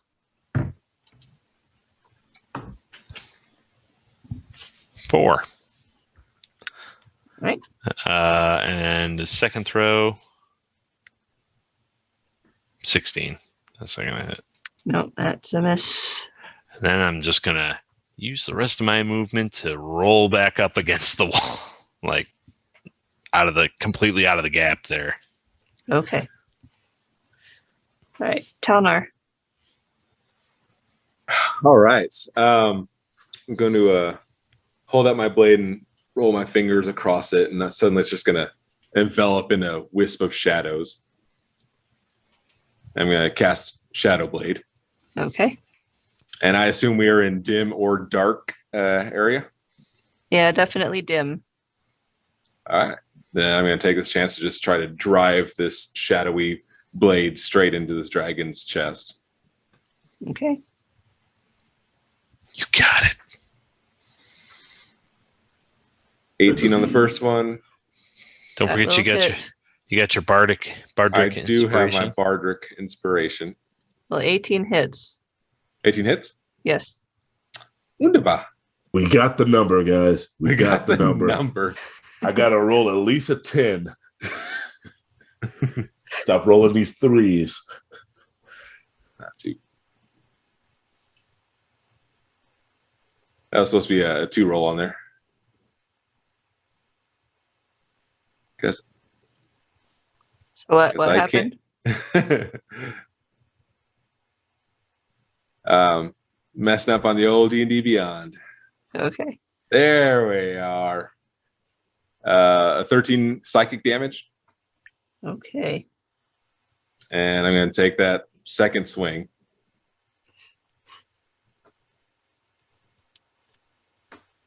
Yeah, do it.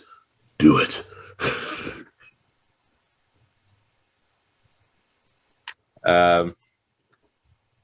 And I take that 17. I'm going to do the Bardrick inspiration, hopefully. Mm-hmm. I guess I can't fail if it's 17. Plus 5, so 21. Yeah, that'll do. All right. Finally laid hands on this beast. That's going to be another 9 psychic damage. Okay. I at least want to make eye contact as I'm pushing the blade in. Can I at least have that? Oh yeah. He is his mind is just racked with pain and he doesn't know what's happening. He's not smart enough to know what's happening. So he's just staring at you, just like in an absolute rage. And that is my turn. Okay. Caldor. So, what Calor will do, and he has this because of course he does, is another brighter mote of flame appears in his hand, and it looks like a super hot mini nova. Mm-hmm. And he will hurl it at the wall behind the dragon. He's casting Fireball. So this is a dex save. It has a radius of 20 feet. So it should be out of range for Talon. And Back wall. Okay. let's see there. Well, you And the dex save is 14. okay. Before we do this, because this has to be a finesse shot to hit the back wall, will you please make a dex check? Um,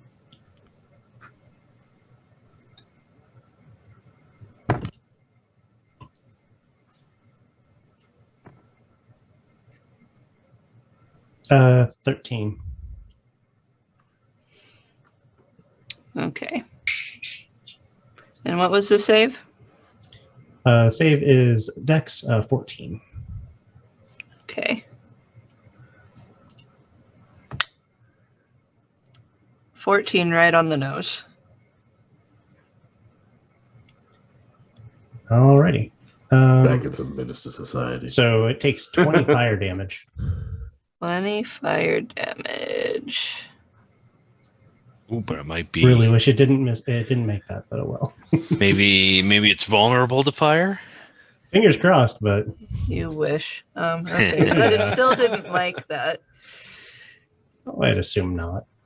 Yeah, you send out this little, this incredibly bright little mote, and it just arcs over Dante, skinnies in between the dragon and the wall, smacks into the back, and flashes outward, and catches the dragon from behind.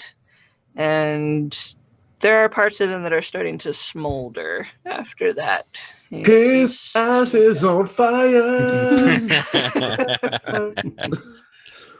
Is that it for you, Calor? Yes. Yeah, he's not moving. I don't have anything else that can be done as a bonus action. Okay. So now, Talnar being as close as you can see the desperation in this dragon's eyes, and he just huffs again, makes a quick bound slightly over you, Talnar, to land here. Hello. And let's see about this. Still doesn't get his breath back. Okay, so he's going to take a bite at Talnar. And that's going to miss. Going to take a swipe at you instead. That's going to miss because that's a 1. And make another swipe at Dante. And that's going to be a 24. Yeah, that hits. That might hit. That'll Yep. do. Mm-hmm. That'll do. So that'll be 9 slashing damage.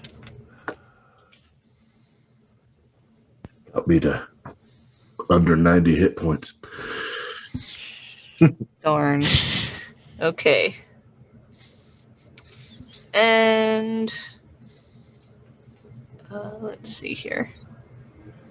That'll be it for the dragon. So Dante, it's back to you. Is Tal? I don't want to mispronounce his name. I'm still with you. Talnor. Talnor. You still within? Yeah, he's still there. He didn't get out of range. Okay, I'm switching back to the old 1-2 combo, and hopefully this one doesn't screw me.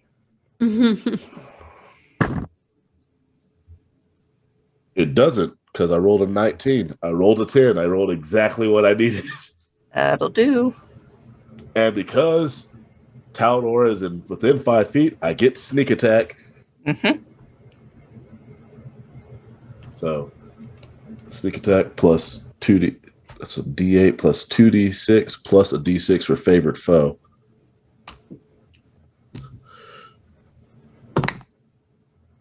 Ugh. Rolled like shit. Oh my god. You did super well. I rolled 3 1s of the four dice I rolled. 3 of them were 1s. Straight to dice jail. So that's a total of 12 for the first attack.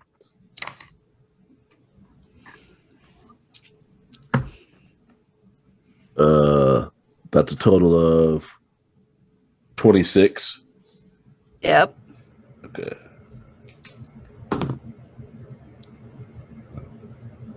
That'll be 13 to hit. Not 13 to hit, 13 points of damage. Okay. Third attack, because Gloomstalker. 21. Yeah. It's another 12. Okay. And bonus action. Offhand with my dagger. That's 18 to hit. Yeah. That's 6 points. Oh, shit. Taki mushrooms. 6 points. So another 7. Right, so Dante, Mm-hmm. tell us how the demise of Skull Collector looks at your hand. So when I see him fly over Talnor and turn around to bite him, and does just that and swipes at me, I basically, when it hits me, it basically spins me on the front, and when I come back around, my wings sprout out. I come back up and just right up to where the arrows were. I finish spelling out the D with the dagger point. So another 3 with my rapier, and the last one with the dagger brings it right in with a twist, and then I bring it back out, and there's just a D for Dante in the side of its skull, and it falls down defeated. Excellent. Nice. And yes, Talinar is and Kalor a bit if he's looking around the corner. You all are the only ones who get a really clear view of this epic kill that Dante makes, and the rest of you hear just this massive gurgling death, the final breath of this dragon, and then just a as it crashes into the floor, ice shattering, falling from the ceiling. It reverberates through the cavern. The bones rattle beneath your feet, Talinar, and everything goes still. The final sign that Skull Collector has been defeated is the cracking away of the ice walls that still stand in the cavern. And finally, there is silence. The cold stills. Very, very slowly begins to creep away. Dante just brings out the contract that he wrote. Right. Business handled. So we loot. Propping myself up on my blade. Maybe we should have brought the fire giant with us.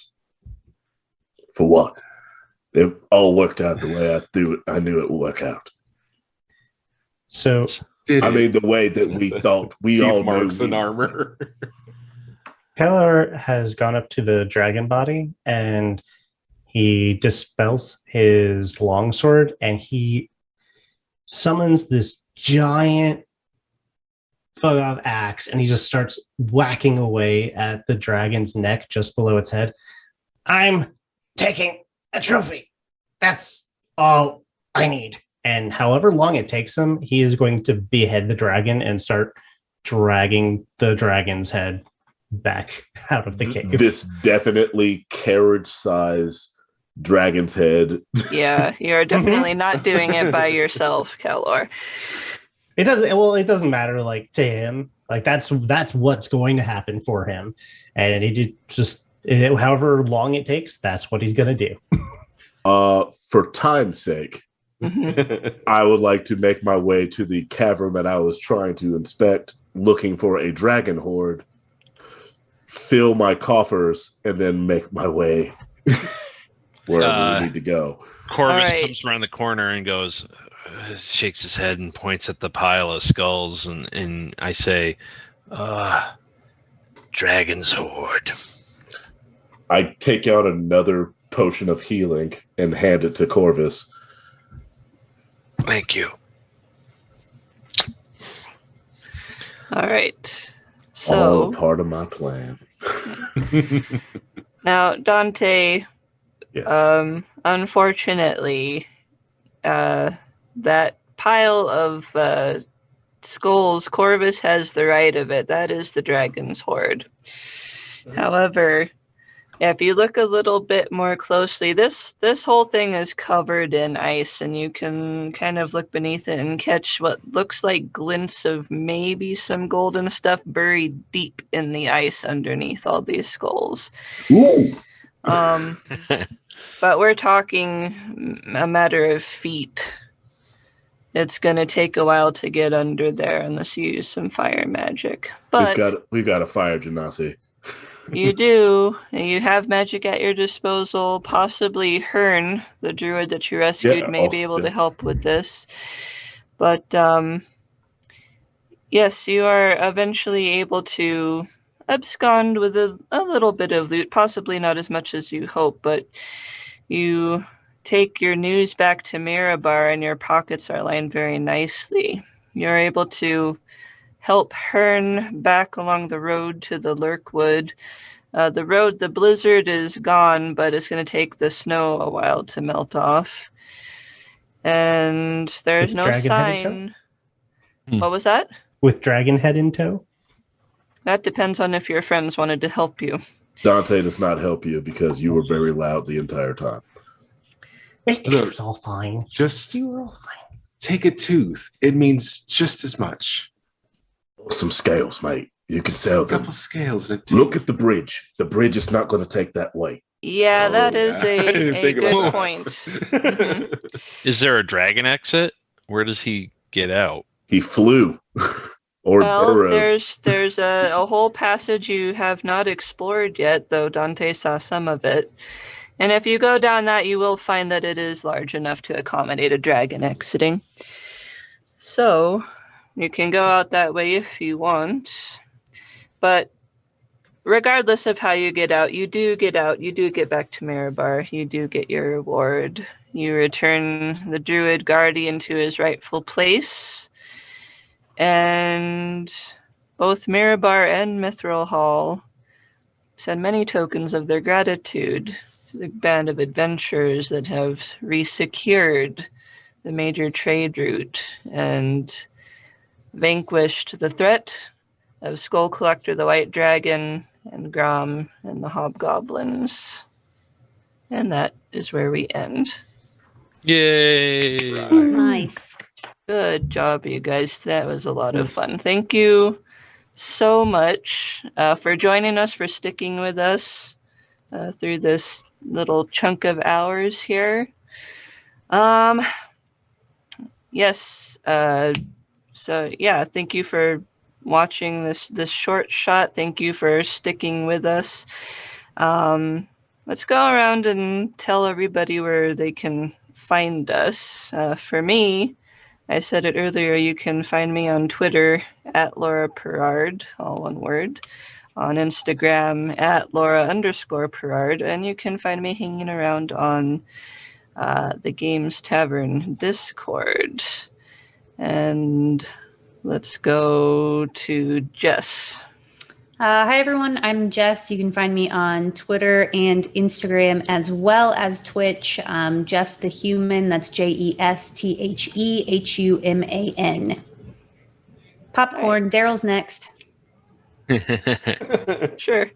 Oh, that doesn't mean Does that work? that doesn't make me know. Never mind. Hi, I'm Daryl. You can find me on Twitter and Instagram at Mr_Daryl Dorsey, MR_DARRYLDORSEY. You can also find me on Twitch at Daryl Sucks at Gaming, DARRYLSUX at Gaming.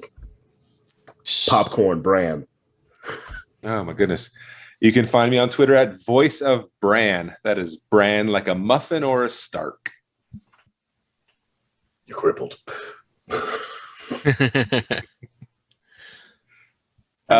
Kyle. No, I'm Kyle. doing okay. it. I'm part of the team. Hi, I'm Kyle. I was Kalor, and you can find me on Twitter at Lord Kyle K. That's LORDKYLE, and just the letter K. Right.